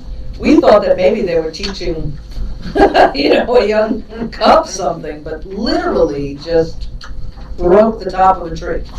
I don't quite have an answer. I mean, for a that, really nice tree. But I mean, it was gonna be commercial agricultural producers by law are allowed to have a kill permit. And Yeah, we've had kill permits for deer on our farm, and you've been very gracious about it. And we've never seen that damage before, ever. I'll actually check in on that, and I'll let you know. Yeah. What? I'll give you one of my It cards. could be insects. It could be There wasn't anything in the tree. I mean, this was in like the tender tips. I don't know. Yeah, this was in. It happened around December, like right before, like late November, right before we were going into Christmas tree season. I mean, they weren't. These trees wouldn't have been sold, but they were nice trees that were coming on. And you're sure it was bear? Oh yeah. Were they eaten? No, they Just literally just. I mean, you could see their claws. They just. It was like they woke up on the wrong side of the ground that They were morning. teenage bears. You know, they just. Anyway, Yeah, all of this information is really, really, really helpful. Very glad that you came and told us about it. And that program had been in the grants since 2013? Yes, ma'am. And I did print out a screenshot of that, and I was going to share it with your staff in case they wanted to make copies for you. Excellent. And then also, we're just now starting to create, we're starting to work on basically a resource that would provide counties and other localities with a model ordinance that they might use as they consider how they might want to move forward in doing management of attractants. I printed out the ordinance from Snoqualmie, Washington. Whether or not it's your situation, leave you to judge, and then I've also got some links that I can send your staff in case that's a direction you're interested in exploring. But the law already exists regarding TV. In your 6-county range, have you had any bear interactions with humans? No, I have, other than me. Yeah. Not that I can think of offhand, other than say somebody having bear cornered with dogs in a hunting situation and going into the bear's face to pull the dog off the bear, and just like any of us That's not a would good idea. in a situation where we feel mortally threatened. Sure. That, we would fight back, and Right. and that's what, they might slap or whatever, but no one wants to be startled by a bear on their porch, like, you experience, and that's why we always tell people, don't put pet food on the porch, don't put bird seed out on the porch, hummingbird feeders, trash next to your back door, because you will get startled and you will be training not only bear but other animals to be coming in into the area. Well, they seem to be much more, I don't know, bold, less afraid of humans, and it may be just their ability, food range is shrinking or whatever. but the bears seem to be less afraid of us now than I can remember any time. When I was young and hunting, it was rare to see a bear, but if you did, you saw the rear end of it. He knew you were there long before you ever saw or knew it. And if you caught a glimpse of it, it was going. Now, I know populations increased, but, you know, I mean, coming right up on the porch, coming right to the house, they just seem to be more or less afraid. And I live just outside of town. And I guess it was last year, that far from my back door was a print that was way bigger than my hand. Right. And I'm right here on top of town, so. That's why, you know, I said, if you are attracting bears, and I don't mean you personally, if a person is attracting bears to their porch with food left out, and a bear is coming, these are extremely intelligent animals, and so they learn, number one, porches equal food. Right. And so they come check it out. It'd be just like if you left a $5 bill on your post every day when I walk by. I'm going to check your post, and then I'm going to go check the next person's post. Right. Even when you stop, I'm still going to come back and see if you've changed your mind at all. They will come investigate. They're highly intelligent, and they're easily attracted to human related food sources that are left out. And you know, we do see, I'm not sure about Floyd's growth, but in areas in the other 6 counties I work in, there's human population growth and human development of areas that didn't used to have human development. Right. And so if you get somebody from Chicago or wherever moved in and has never lived around black bears, and they're leaving their trash, their barbecue grill, their bird seed, and their dog food out, and decide to raise chickens and throw the feed out on the ground, they will be training bears who in the past would never have been trained. So I think that is a part of it as well. The other thing is, if you have a bear on your porch or in your territory, it's not necessarily the best idea to sit there passively, smile, and take pictures. Of course, you want to enjoy the fact you saw a bear, and that's cool and everything, but bears understand turf. So one of the things we recommend is paintball guns. They work beautifully. You yell, you throw something at it, and let it know, no, you are not From a welcome. From a distance. From a safe distance, of course, from a safe perch. But yeah, aversive conditioning, those air horns they use on boats, those are just so annoying, and bears like us don't really like those. Just anything to make it uncomfortable. If the food's free and the porch is shady, why wouldn't you come? But if the food's free, the porch is shady, and the person is a real son of a gun, then maybe not so much. Really don't. The key is the food. The key is the food. The only interaction I know of bears around here with humans, and y'all was probably involved in it when a friend of mine got drug off his tree stand in Carroll County last fall. Ronnie, Didn't hear that one. He was bow hunting and came down out of the stand when we go home and looked over, and here's the bear. For an instant, he started back up, and it grabbed him by the calf of the leg. Wow. Jerked him down and knocked him out when he hit the ground. So when he woke up, he said he seen the bear going over the bank, and it had 2 cubs with it. Oh, So the only thing I could figure was that he came down between her and her cubs. You know. I don't think He had quite a bit of surgery on his leg where she jerked him down. But he said now when he comes out of his tree stand, he surveys the area and makes sure. And that's what I tell people around my neighborhood, because I got a lot of new people moved in. He asked me about the bears. I tell him, I said, if you see one, make sure you look around, don't see no babies. You know, because that's what most people probably get you hurt right now. He wasn't baiting, was Do what? I said he wasn't baiting. No, Ronnie, he's pretty, Yeah. pretty legal. So what do you think are, how much has our bear population increased in the 6-county range? The that goal you for serve? Floyd has been to stabilize. And what we do is there's mandatory check of all bears. So if you kill a bear as a hunter, you're required to check it in. Right. And there has to be a tooth extracted from each harvested bear. Right. That tells us the age.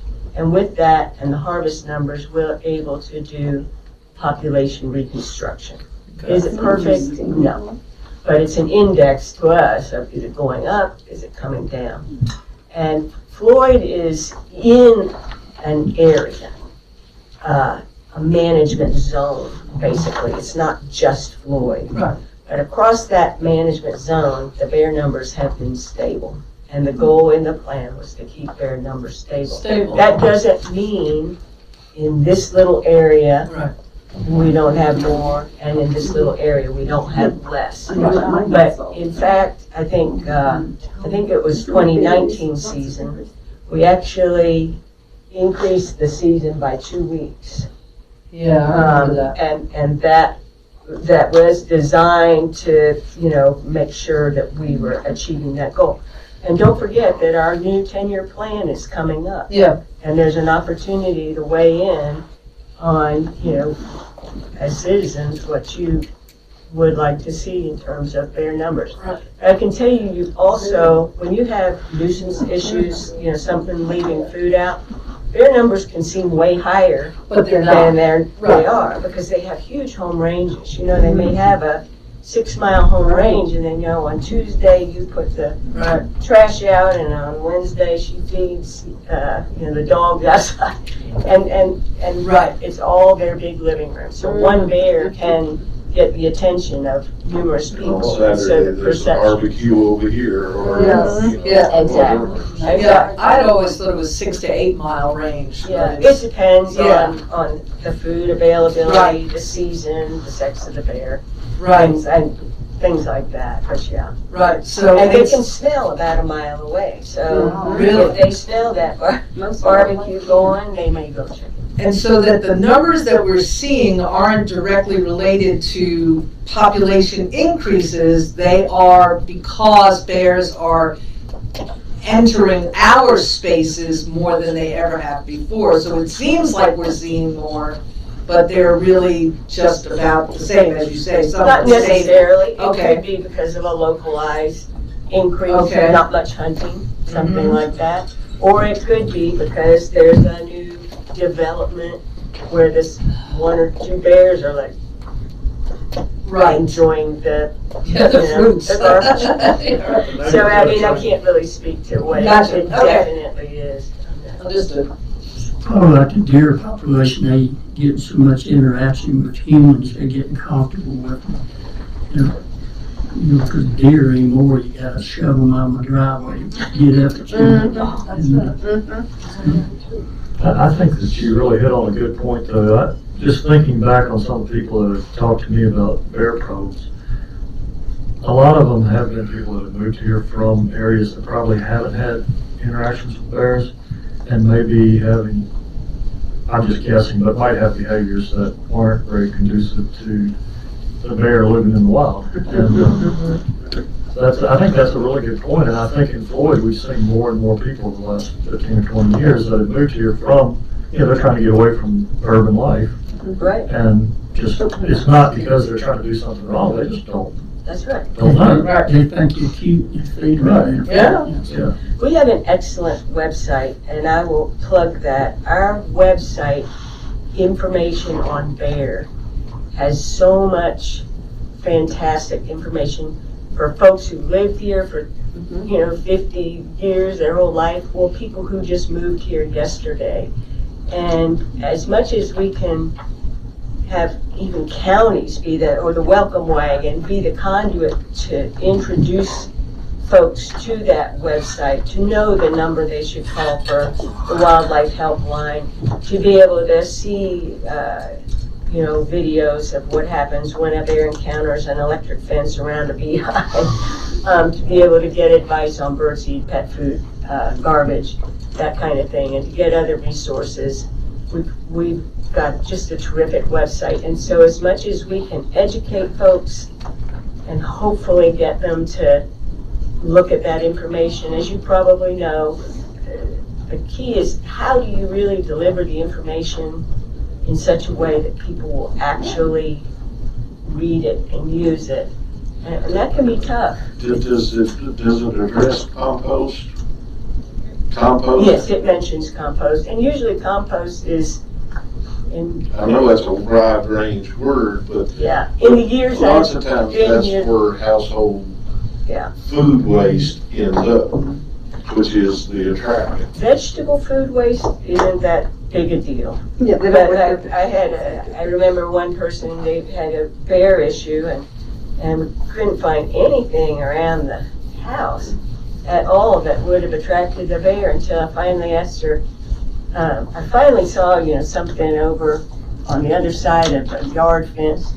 And I go, what is that? What's all that over? She goes, oh, that's where I throw my bacon grease. So as long as the compost, They like bacon too? as long as the compost doesn't have those real, something oily or meat or something like that, it's typically not a big problem with from what my experience has been. Maybe in some other area, but In most of your, it's the real especially rural smellable areas, stuff. a compost pile catches everything. Yeah. That's why I was asking. And that's, an education issue too.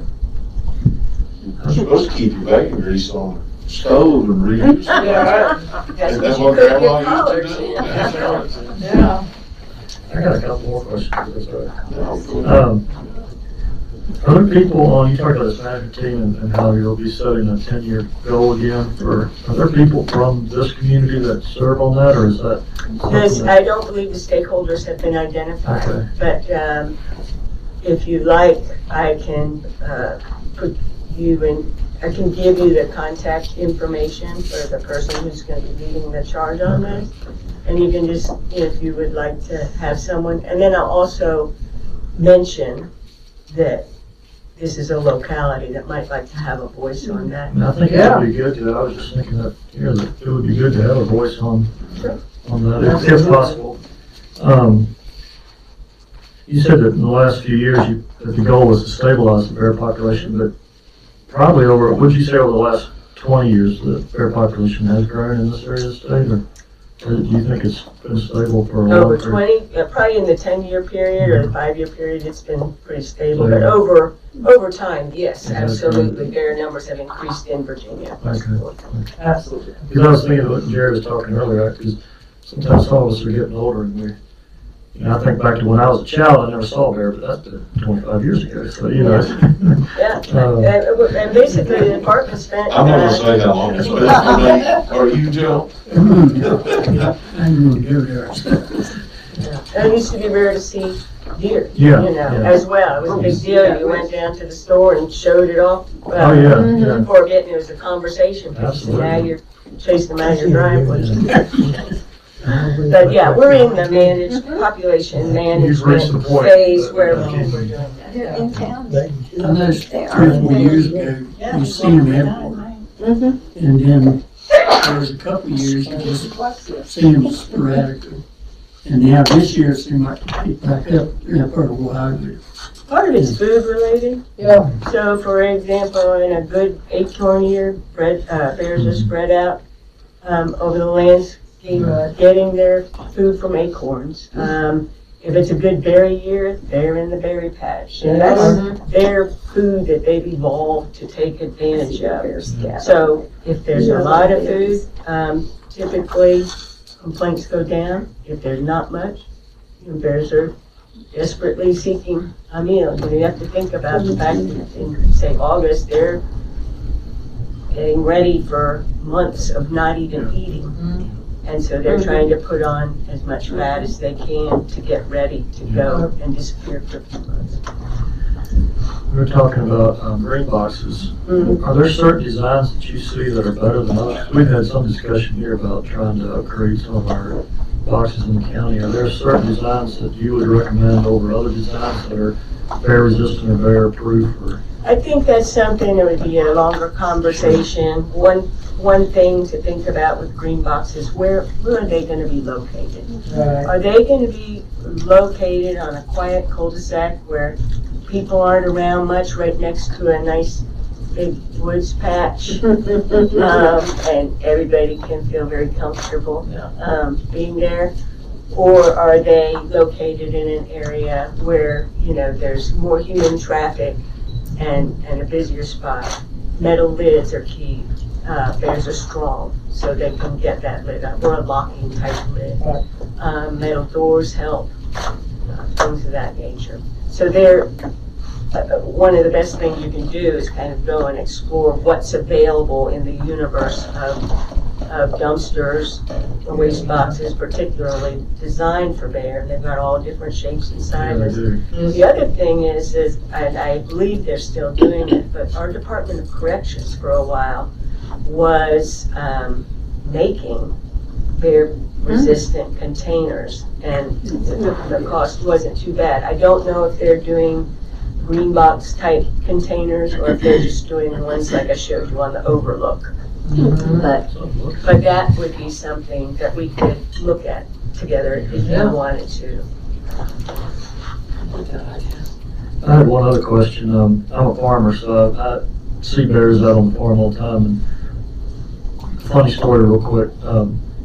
Last year I have hogs. I raise hogs a lot of the year, and I kept 50-pound bags of feed in the barn, pole barn. It doesn't have doors on it. And my father-in-law had 2 hogs. I had a bunch, but he just had 2 at his place, and he kept his feed in the next bay over from mine. And I started getting aggravated at him because about twice a week there'd be a 50-pound bag of feed just gone.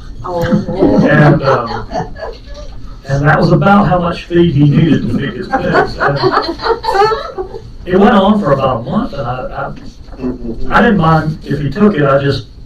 It was starting to get under my skin, but he didn't say anything. And then one day, I noticed about 50 or 100 yards down to the woods, there was an open bag that had been pulled apart and eaten, but the bear had been coming in, carrying the whole bag off, wouldn't open it in the barn, nothing. And no sign out in the ground, but he would go back down into where he was comfortable, and I guess just sit there and eat a bag of corn. At a lovely spot. Yeah. It's dining room table. So I had gotten to the point I wasn't hardly even speaking to my father-in-law. I don't even know if he knows about it this day. I was getting pretty aggravated. And I could afford to give him the food, I just wanted him to ask for it. But anyway, but I just figured out, in my case, I've got multiple barns on the place, and so I would just, one day I'd stack the feed in one, and then I'd move to another, and it solved the problem because there wasn't one spot for them to go, and I haven't had any issues since. But I started planting some cover crops that I'm grazing now, and I noticed certain ones maybe attract livestock more than others. I didn't know that I attract deer and wildlife. And I know corn is a big attractant for bears. I don't know if you knew of other ones that. Buckwheat is a big attractant. Interesting. That's ice cream. Yeah. Buckwheat, huh? They love it. They like pancakes? Molasses, feeds. They love it. Yeah, but I'm just thinking about crops in general. Sure,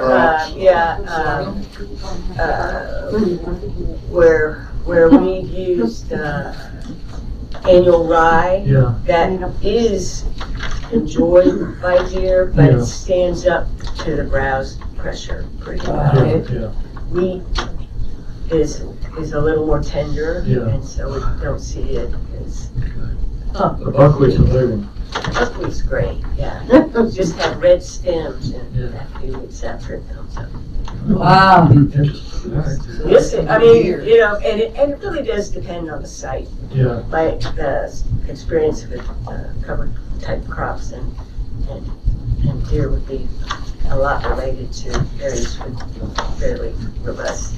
Sure, yeah. If y'all done with the bears, we was interested in this disease that's showing up in deer right now. And then at the end, I want to ask you a question about this bird thing, where some birds are being. Yeah, I'm afraid I don't have much information on that one. That would be. Let me ask you this real quick. If they're not using a feeder, the reason I ask this, I love my owls and red tails. My neighbors don't share my passion because they got chickens, but I was coming down next to my house or day before yesterday, and I happened to look up, and at the top of the bank there's a big red tail laying on its back. Oh, really? And I thought, that's unusual, and I got out and looked the best I could, and I couldn't see where it was hurt or anything. It just looked like it just failed, So I was just wondering if that bird disease affected them, or isn't that I old think, age? and again, I'm not the person who's dealing with this most in the agency, but it's my understanding that that is showing up more in fledglings. Yeah.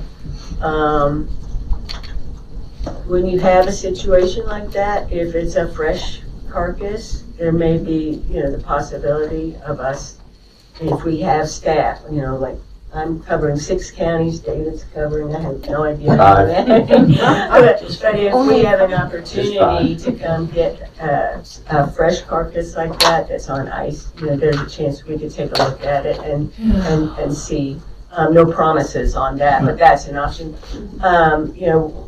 Particularly in eagles, we see not terribly infrequently lead poisoning from gut piles and things being left out, and they're feeding on it and becoming intoxicated and compromised by the lead.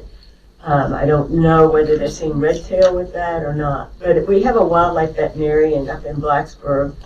So if you would ever, want to get more information on that, she would be the one to. I thought it was odd because there's some foxes that raised right down the road from where this one was at. But nothing that tried to eat it or anything. And I mean, it wasn't messed up, it just got laying there on its back. It could be a power line collision. I mean, we see that sometimes. Power line right behind it. And we've seen that before where they actually, misjudge. Well, some of the storms we've had, it may have been something. Very possible.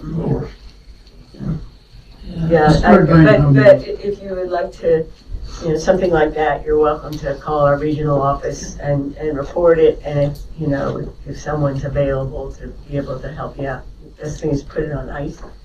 Sometimes people poison, say blackbirds or something like that, and then a predator comes in and eats them and becomes intoxicated or poisoned itself. So that can happen as well.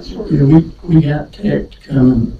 My son picked up one that was almost grown. It was sitting in the middle of the road. It was after a big storm.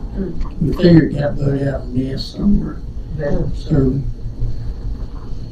he got out and picked it up and brought it down to my house. So we put it in a box and called tech, and they came and got it. That's good. Yeah, we have some really great wildlife rehabbers who do a big service that way. And they brought it back, I think, turned it loose somewhere. On the chronic wasting diseases, and I was one to take over and I guess herd control is one of the biggest things for slowing it down. Practically the only thing. But I saw where now under that they've got us, Montgomery and Pulaski, I believe, in the same district. And their intentions is to expand Montgomery County and Pulaski's hunting seasons to match ours. But I also noted in the wording that they were talking about having a firearms only season in September, and then having a firearms only season from like the 1st of January through the end of March. Is that? First of all, I want to make sure I'm understanding those were the times that they're proposing, and that would be for all 3 counties.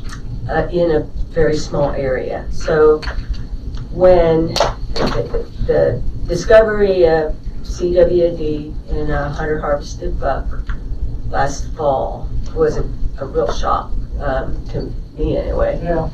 It was very far from the nearest known occurrence. Which was what, Madison? About more than 150 miles away. Was it Madison County or was it up in Nelson? Shenandoah, or that hot spot up there. Is Right. gonna be right. That was in the state, but there was closer places in West Virginia that it was. Okay, Across the I'm not border. aware of that. You may have, I'll pass that on to our Yeah.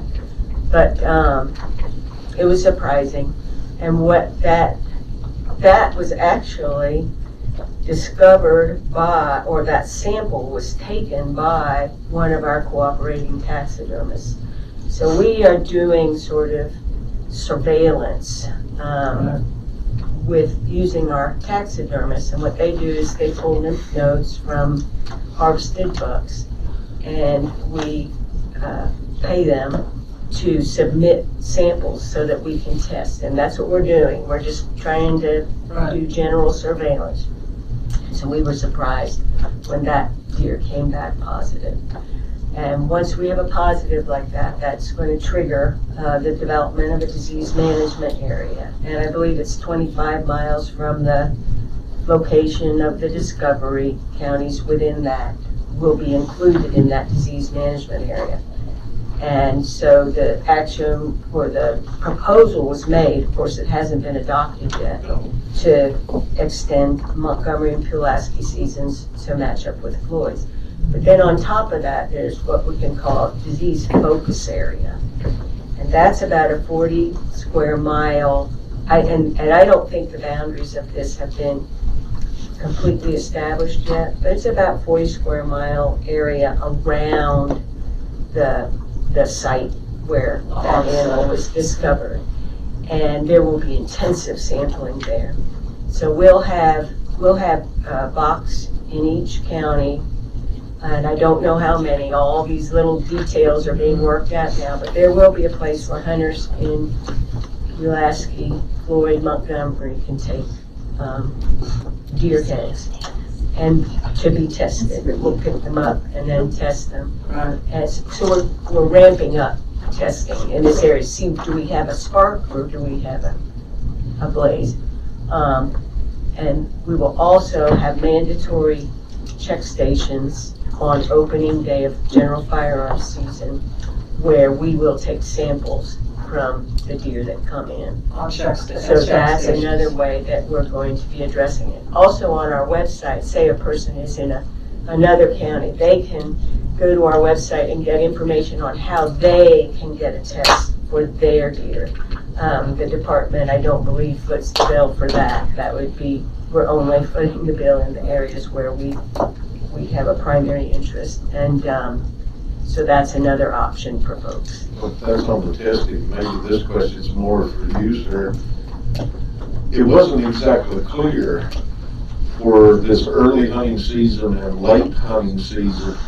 It wasn't clear to me if it was just inside this 40 square mile area or if it was the entire county.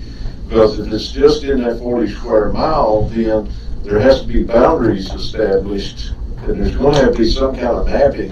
Because if, let's say you and I own a farm here, well, my farm might be in it and yours not, and I'm out there hunting in those special firearms time. Is it going to be countywide for this? No, it will be, it's going to be inside the disease focus area.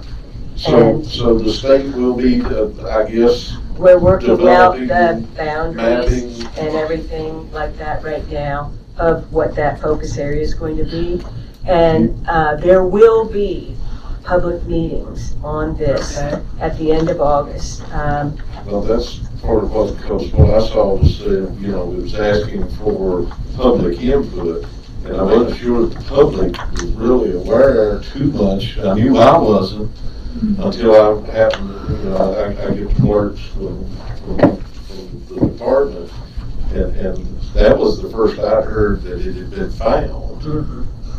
So it's not widely known, but, and I don't want any specific identification, I don't guess, but, it'd be another thing, are we talking Reiner, are we talking over toward Giles, we talking toward Roanoke. Yeah, You I know, don't have an know exact where- location for you today, but southwest Montgomery.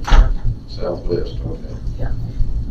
Is there a, say it's carrier for that, and then it starts progressing into the disease? What physical characteristics does it start out with, or that maybe you recognize? Well, for example, this animal appeared to be perfectly healthy to the hunter. So that's where you start. And then as the disease progresses, then you get neurological impacts. So you'll see them standing in a staggered pose, often very, very emaciated, not just a skinny doe that has been nursing fawns. These are very, very emaciated and dopey. One of our deer biologists says they look like someone's just thrown a bucket of water on their chest because they're salivating and things like that. They basically lose control. So, you know, we will look at reports of something like that. And the other thing is, it's important not to confuse it with the other normal disease we have here, hemorrhagic disease, which is something totally different. Deer sometimes can appear kind of out of it, but that's because they feel terrible. And they may reduce their food consumption, but it's a totally different thing. You know, the deer can contract the disease and it can be up to a year later before it really starts showing any signs at all. So part of the recommendation, if you all were aware of it, I know part of the recommendation is don't eat any of the brain or anything with the spinal column, but isn't there other organs too that are recommended not to be eaten by humans? It's the nerve tissue. All nerve tissue. Yeah, so let me see if I've got. So basically, any deer that's harvested in Montgomery, Pulaski, or Floyd counties can't be taken whole out of those 3 counties. So if you use a processor, you need to use a processor in those counties. If you use a taxidermist, you need to use a taxidermist. Except you could, say, if you killed a deer, you can quarter it out and just have the quarters and the tenderloins, but you leave and hopefully bury the head and the spine, that nervous tissue. But yeah, we don't, the CDC does not have, has never said, oh, if you eat it, you will get it, or anything like that. But they have said, if you know you have an infected deer, we recommend against it. So, I'm not trying to second guess the Virginia Department of Wildlife Resources, and I know that you just said this is the first you've heard about West Virginia, and I know you say it's in the southwest quadrant of Montgomery County. But as the deer roam, is Giles going to be looked at as a spot, maybe? We are continuing that surveillance that we do through taxidermists. And say, for example, I have a taxidermist in Pulaski County.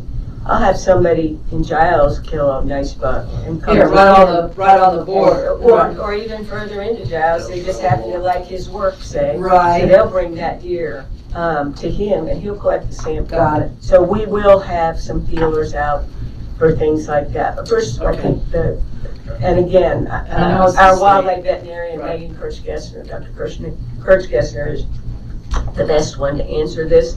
And I would really encourage all of you to come to this public meeting. Yeah, We'll have them in Floyd, we'll have them in Pulaski, we'll have them in Montgomery counties.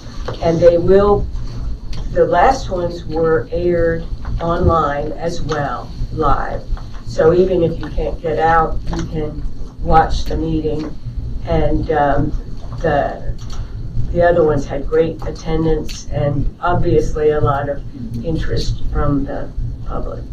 So. And you said on opening day of the gun season, you will have testing at the check-in station? We will be collecting lymph nodes from the deer who are brought to the that are brought to the check Now, station. is And they that, will be sent for testing. is that the opening day of all seasons or The just gun opening season? day of general firearms, 1 day of mandatory check.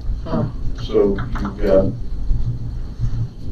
and I know you're limited on what you do, but in reality, you've got bow season and black powder season, that those opening days are not gonna be tested, it won't be until No. gun season. We will not be running technical check stations, but we will have boxes available in counties where if you kill a doe during early muzzle load or whatever, you could take the head plus about 4 inches of neck and put it in the collection box. And our staff will be going and picking up those heads periodically for testing. So if someone wants their head, their deer tested, So the they can checking do that. station is gonna have to have some kind of a refrigeration unit or something? I don't know the details of that, how they're working that yet, but that will all be made clear at the end of August in these public I'm meetings. getting way ahead of the game, but I'm just trying to get the word out, Yeah. you know, the more people know, the better. Oh, I agree, and you please direct them to our website, because we have a whole section on DMA3, which is what we're calling this Disease Management Area 3, and folks can check back there periodically and see what's up with that, and then attending or listening to those public meetings will be really, really helpful. And I don't know how verified, I just heard, now, up in northern Virginia, where up that way, where it had been found, it was across the line in West Virginia also, but my understanding is it had worked its way down further. Now, I didn't get that from any official site, it's by word of mouth, so you know how that goes, so take that with a grain of salt, but by it being here, I haven't heard of anything between here and there yet, but who knows? No, we're doing that surveillance to pick it up if we possibly can. But I'm not aware of anything this far south in West Virginia. That doesn't mean, I may not be the best person. Our vet would be. That wasn't any official documentation. Right, It's okay. just That's all the good. hunters Yeah. that. Well, I'll pass it on in any case to our vet and see if, if she, can verify it or whether it's, just kind of, Well, I think the rumor somebody in mill. West Virginia should be able to verify it. Yeah, she I'm works sure with they're them pretty doing- closely. They're doing a similar program or have been as it. Two quick questions. One is on how it's transmitted, and then the second was the $64,000 question, because all three of us raised beef cattle. And we was wondering if it's transmitted to cattle. It's not known to be transmitted to cattle. Good. We got another problem. Not yet, not yet. Yes, I've seen it in my tree. And what was your first question? How it's How's it transmitted? transmitted? Typically, nose-to-nose contact feeding is a bad thing to do. That's why all feeding is banned in Floyd, Montgomery, Pulaski now, year-round. Because it can be, wherever you congregate animals, there's saliva, there are droppings, all those things. Fluid transfer. You know, Unless it transfers. Lord knows that law enforcement's got enough on their plates right now, but I do know that the deputies have to go out and put deer down that's been hit with cars and stuff like that. I think it's a good idea if they were notified on what to look for if they have to shoot a deer that's, visibly not healthy, that they can notify y'all. Yeah, law enforcement. Yeah. That would be good. Because I know when I work, I kill 2 or 3 deer a week. Yeah. And I know my son, he kills them every week or so. That's been hit with cars. And That could be another random check just to see. They have actually done, in the northern part of the state, I believe, again, I'm not a CWD expert, but I believe they have done a cooperative program with VDOT in the past where they were collecting heads in that manner. Maybe that's something we could do here. I wish David had been here. Yeah. Maybe that's If you something- ever wanted we need to let our vet get through these late August meetings first, but if you would ever like her to come and speak with you, I'm sure she would be open to it. But I really do think that these public meetings will answer a lot of the questions, and the floor will be open to questions. So, you know, you'll have someone much more knowledgeable than I be able to address what you need with this. Well, I didn't mean to put you on the spot, but since we had seen that and everything going on. No, I understand. And I notified you and the other board members to see if, did we need to put a comment in to that?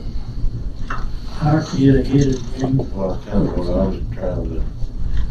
Yeah, and I would suggest you contact Dr. Birchkester, and I can have her reach out to you if you like, if you would like to speak with her about that. I think it'd be good if we could, I mean, I know she's covered up, they're covered up right now, but if they could get to one of our meetings prior to this August public meeting. That may be very, very hard. And it may not. But at least by phone, she may be able to convey something to say to the chairman or. We just say at her convenience. Just put it that way. Yeah. And if you can let the county administrator know of any important dates coming up, like these August meetings. We will. We'll be putting that in the newspaper and advertising it. I think the Floyd County Press gets our news releases, and we will be Need definite. Beacon gets it also, if you would. The Beacon? Yeah. Ward Beacon. Okay. Just right back here. One of these ladies can give you the info. All right. Editor at thefloydbeacon.com. What is it? Editor at thefloydbeacon.com.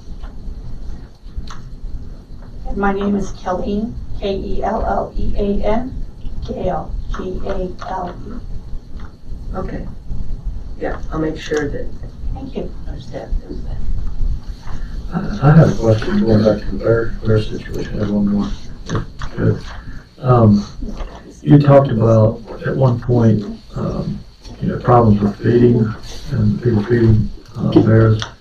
I was just curious from the enforcement side, how do you, if you know someone that's causing a problem in the area, is that something that you call local sheriff's office, or is that, how should people go about reporting that? A lot of times if they call the sheriff's office, they're gonna call us.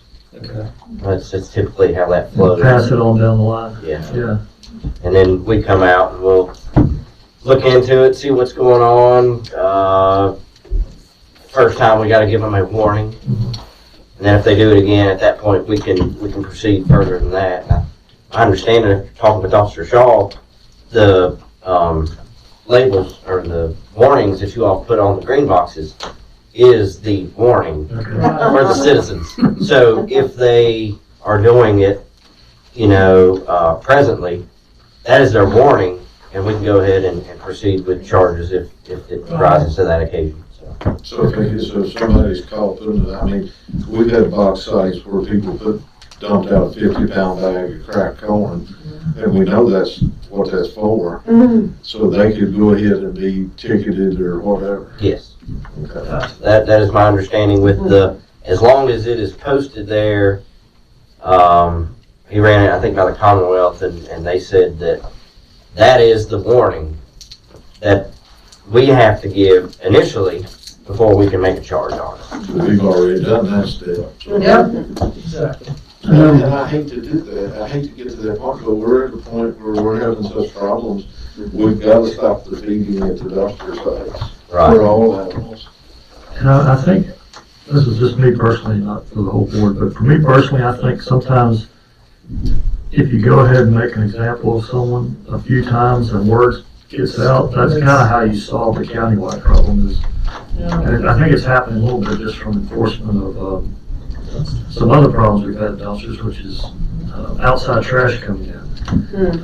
People drive from another county and dump trash in our dumpsters, and so we've been, our sheriff's office is working on some enforcement of that, and the word has really gotten out. I mean, there is a lot of talk about how stringent Floyd has suddenly gotten and how terrible it is, which is wonderful, I think, because people are spreading the word that actually read what's posted on the green box and follow those rules. And I think from the wildlife side, I think Some of the undercover drug task forces even helping out. I think a lot of people are pitching in. Yeah. When they're in their unmarked vehicles and out of uniform, from what I understand. I watched it. Yeah, they got bashed on Facebook the other day. Yeah. But, that's spreading the word, and somebody says, I gotta take it for pouring out feed for the bears. Well, that may stop 10 other people from doing it too, so. And sometimes that's all it takes. Yeah. Yep. But Is there a conservation officer actually assigned to Floyd now, or? it is, that's Officer Mark Shaw. He was, Last I knew, the position was open and, we have people coming from everywhere, so Shaw is assigned to Floyd. actually, yes, he's assigned here. The way our area works, we're a 5-county area. So, I may be the only one working today covering those 5 counties. Right. Oh, okay. So, that's why you may have other officers coming from other counties in, just because we may be the only ones working. But Officer Shaw is assigned here. I think the only county that's open right now is Pulaski. As far as not an assigned officer, I actually live in Pulaski, so I kind of cover that area as well. But that's why you get multiple officers, just depending on who's working that day as far as who's here. Where are you based out of? Our main office is Marion for this region. But, we take home vehicles, so when we go home, whether we live in Pulaski County, Montgomery County, or wherever, that's where we start our day. We don't have to drive from Marion here, so. And I guarantee if you're in the far corners of Pulaski, your call's gonna be down Copper Hill. More than likely. Been there, done that. So. Yep. But that's just part of the job. But, Well, I'm gonna give a little shout out. We need more conservation officers. And the state needs to help out with more funding to hire more officers. I'll throw that out there for you. See if we can make that happen. But, I'm not gonna hold my breath, but I will talk about it every chance I get. So, we're lucky to have 1 or 2 officers per county, and that's all we have. So we got 4 officers that are covering 5 counties right now. I tell you what, we run Mark Brewer to death when he was here. I hated seeing Mark go. I tell you, he was a super great guy. He's enjoying being out there at the beach, so. Oh, yeah. Oh, yeah. Some beach somewhere. Yep. He went around when that would come over papers. Yeah. Thank you for your service. We really do appreciate it. And both of your time. Yeah, it's been very informative. Very much. Thank you. We needed that. We really did. our citizens. Oh, yeah. Some of us contacted us now. We got something to tell them. Yeah. Y'all, if I can, one more thing. Y'all at one point in time had brochures that could be left out at various places for citizens. Yes. Does the department still do that? We do. Betsy. Her floors. Yes, we still have them, and I'd be happy to. Could we get an assortment and maybe put out at some of the convenience stores to let people put stuff out or stuff just at the library? Yeah, the village marts, check station. Yeah. That'd be an ideal place. Well, yeah, the check stations especially, but I was just thinking, we had some out at some of the other convenience stores and the library, it would, you know. Yeah, not everybody goes up to the courthouse. Yeah. We can send them to you, and you don't mind distributing them to the places where you I'll help think distribute, they I feel like need every them. Yeah, we will. supervisor would in our Yep. district. Yep. Sure. Appreciate it. Thank you all, and she's left me more information about the program, the cost share program. So we'll follow up with that. I'll follow up. Thank you all for your. Thanks. Thank you. Thank you. Thank you. See new dumpsters, little new dumpsters. Thank you. We'll have to find out how much money Just is in in time. I'm standing there, feels better than standing. If I might, Mr. Chair, before Mr. Wheeler speaks, just let you know a little bit more on the chronic wasting. We actually have been working with some of their counterparts, and so Kevin has been working that for us, and so we've kind of got a game plan in place with them about collections during the season and where that'll be with refrigeration and a good place to drop off. So I'm sure you want to do that. You know, 2 steps ahead of us every time. Thank you. Yeah. And, That's the way I like it. will you be able to send us her contact information too? Yes, yes, I'd be happy to send it. Okay. Thank you, Dr. Will, for letting me interrupt you. Oh, no problem at all. Interrupt anytime. Your head collection to the schools.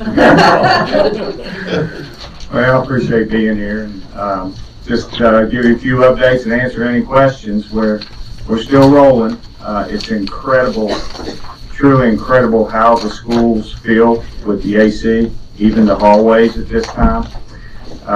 We did get to do a much needed upgrade because of this. Willis, the electrical box, was a mess and has been for years. So that was done last week. So we're good to go. And then as we progress forward with the other improvements that we didn't put in with this one, with the ESSER funds, it's going to only increase the air quality because the makeup airs are the ones that will keep every other area fairly cool. And those are the ones that will have the bipolar ionization, which will go everywhere. That's going to happen over the next year, year and a half. But that process has already started. So we're in good shape there, and we'll continue with that. And as Dr. Millsaps and I will go to the update meetings, it's looking pretty good with the CCDC. You know, we're only a couple weeks behind right now, but they said with the steel coming up and the steel's going in.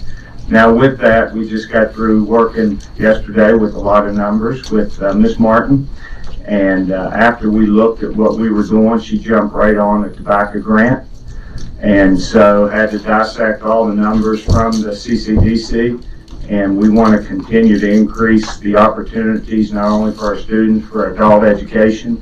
And with Miss Martin, it's just an incredible partnership. We want to know what businesses here need and what skill they have.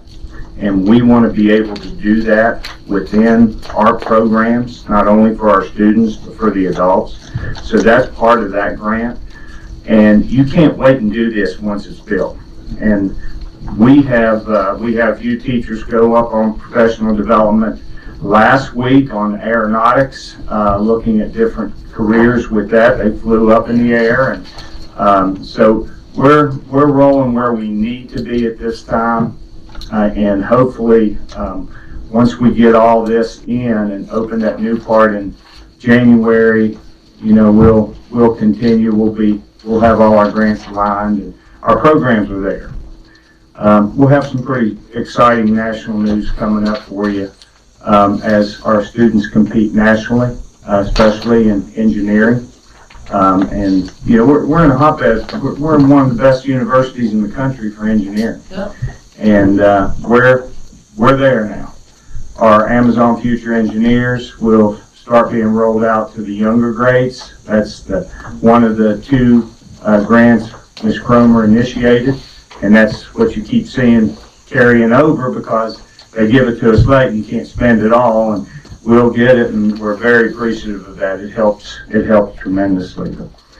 And you know, we're looking to August 11th. We're looking forward to getting the kids back, and still don't know, even though CDC came out with guidance, still don't know what VDOE and VDH will do, and hopefully, like a lot of things, give the autonomy to the local schools and health districts, and we'll go from there. But we don't stop working with our health district. Had a meeting last week with them and all the other superintendents. That went well.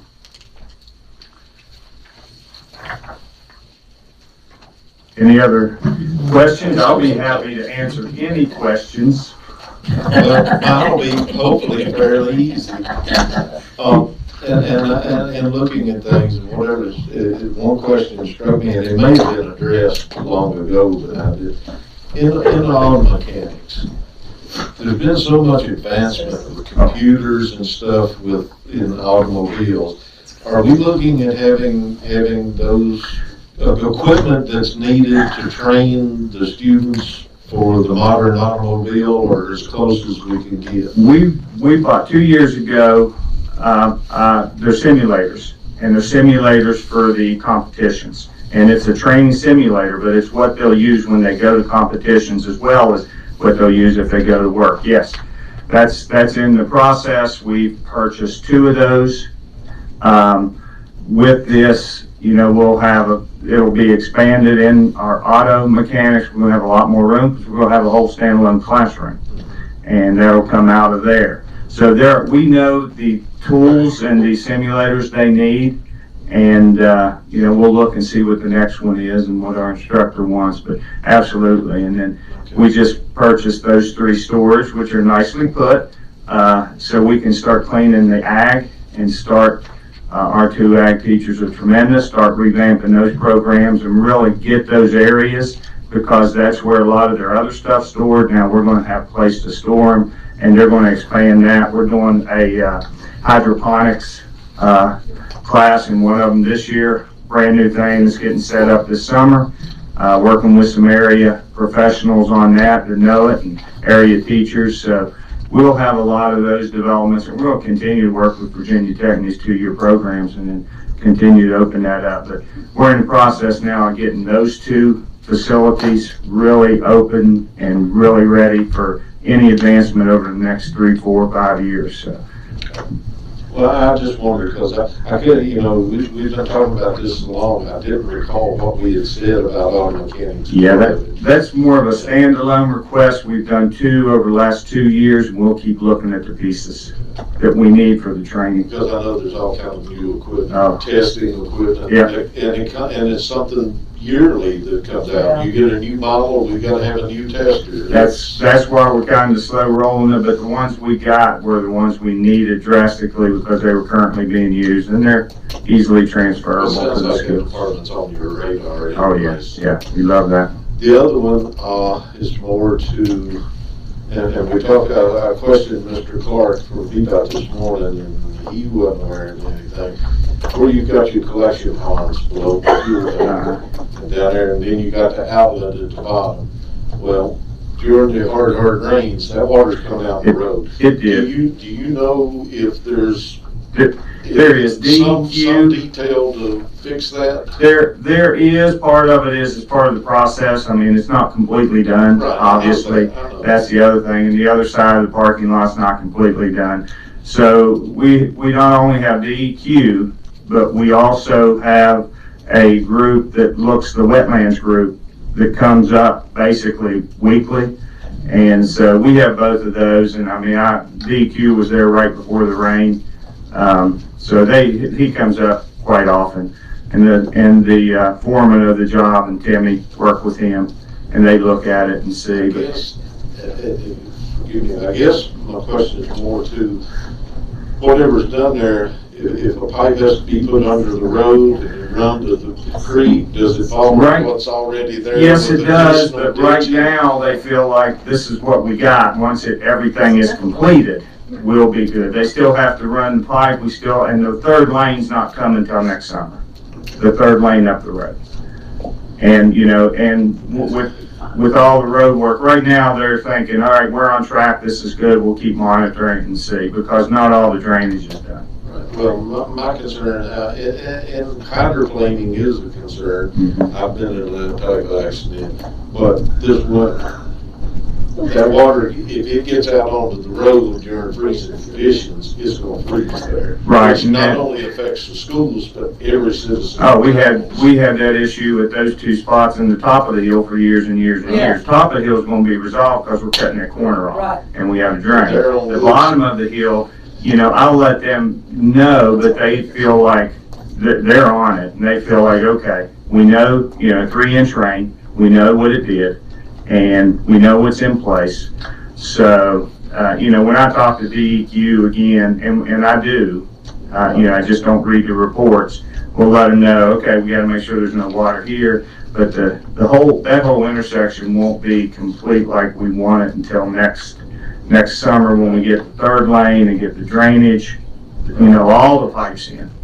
We worked with the town and got that and got the water connected, went through that very cautiously, so that was great. Because that main pipe comes down through there, and that's where we're connecting to the CCDC. I just bring it up now. It can be a problem now, but it will definitely be a problem this winter that they'll have to address before winter. Well, I think they feel like they have addressed it with the progress, and they keep monitoring the progress. And we'll wait for another heavy rain, but I'll tell them it's a concern to make sure that runoff doesn't happen in a snow melt or a heavy rain when it starts to get cold. But we'll bring it up. But because like I said, the local VDOT departments, I don't know. Yeah, no, they won't know. We have those two organizations, DEQ and the other one, the wetlands, and they monitor. They police it really hard. Really hard. I'm using some of their letters, and I hope I never have to write one. Their earlier ones, because they're really harsh letters. Thank you. I appreciate it. I'm gonna bring that up. When DEQ comes back, and then I'll have the foreman there too. That's all I had there. I've exhausted my one more thing for the day. This is off the board somewhere, but me and Jerry talked about it before. Does school still teach civics? They do. All our curriculum's on there. And I don't mind going into these issues because you will not believe the national scene now unless you look at it. And you may still not after you look at it. And once a model policy came out, we knew that there would be, especially in the climate we're in. We're not changing the thing we're doing. We didn't adopt it. We're fine. We'll continue to do what we do for every child. We'll continue to follow the law, but we will first look at our responsibilities to every child. And we haven't started school yet. Who knows what needs are going to walk through our door? And if we have needs, whatever they are, we will work with that individual and that family together and meet those needs and look for options. But our curriculum is not changing. We're not teaching anything else. You can read a lot on that from the standpoint of it's bogging down things because it's not true. There is no mandate from the state. And probably school systems around the country are putting it in. We are not. We're going to stick with our curriculum. We're going to stick with what our students need to do. If VDOE does change things, we'll be on top of it, and we'll bring it to our board. But right now, we're going to keep doing like we've always done. And there's no question we're going to have the same feeling for our students that we've had and that these teachers have had for many, many years. And that's what we're going to continue with. So, but it's a very understandably vague and confusing issue because it's the whole country's issue. But I can tell you right now, our policies are the same. We're not adopting anything new. Nothing is changing. Anything we don't like, we can table. There won't be any repercussions on it at all. And anything we need as far as any resources, whether legal or whether resources for families and kids, we will look at those first. But when those doors open August 11th, we're going to do it like we've done it for years and years. And that's great, and it sounds like y'all are on top of it. I think our point was more from history and Virginia being a commonwealth, what a commonwealth is, what does that mean to the board of supervisors and the school board in the structure, and more importantly, the Dillon rule. You'd be surprised in the last year how many people that I've talked to on various issues that has no clue what a commonwealth is. It's like there's a generation there that information dropped or they forgot. Well, I know, Mr. Vito came and spoke to us civics, and yeah, we do it, no, and. Well, I thought so, but I just. Yeah, Mr. Yoder came, and those teachers invite you out, and I agree completely. I mean, there's 13 commonwealths. I mean, this is what we were founded on. We're one of 13, and it's a very special thing, and so, yeah, and they do a good job of it. And that curriculum's not changing. And that's true to how it is and how it was, and that's, that's the bottom line. Our concern. I think Then you had. him's old fogies, you Well, I'm gonna tell you, I grew up. My stone tablet and chisel. You need to know your state. You need to know and you need to know your state's government structure, because that's where, if you want to get in to change something, you get into that. You get into the legal side and you make changes. Just as, I know you said you're not gonna change, but maybe just a suggestion. Yeah. When counties appoint their school boards, you have a big pecking order. Mm-hmm. When counties elected school boards, it raised the school board to an equal level with the board of supervisors. Basically, our only thing open to schools is we're the funnel for the state and federal money. Right. And the reason they didn't give that to the school boards is because they did not want to give school boards taxing authority. No, we don't have taxing authority. Right. And really with school boards from the governmental standpoint, it's the policies. Right. And we look at our policies very, very closely with VSBA, and fortunately, we didn't have to go another route because they weren't changed. They said, no, you don't have to accept that. You're already doing what you're supposed to do, and we're going to keep doing it. Well, I just want to make sure we're still teaching the basic structure. Yeah. Now, the state is at the mercy of the federal, and your local's at the mercy of the state. And right now, your school board is on the equal level pretty much with the board of supervisors. Well, and like a lot of things, it's important when times are good, and it's extremely important now for these future leaders to understand that.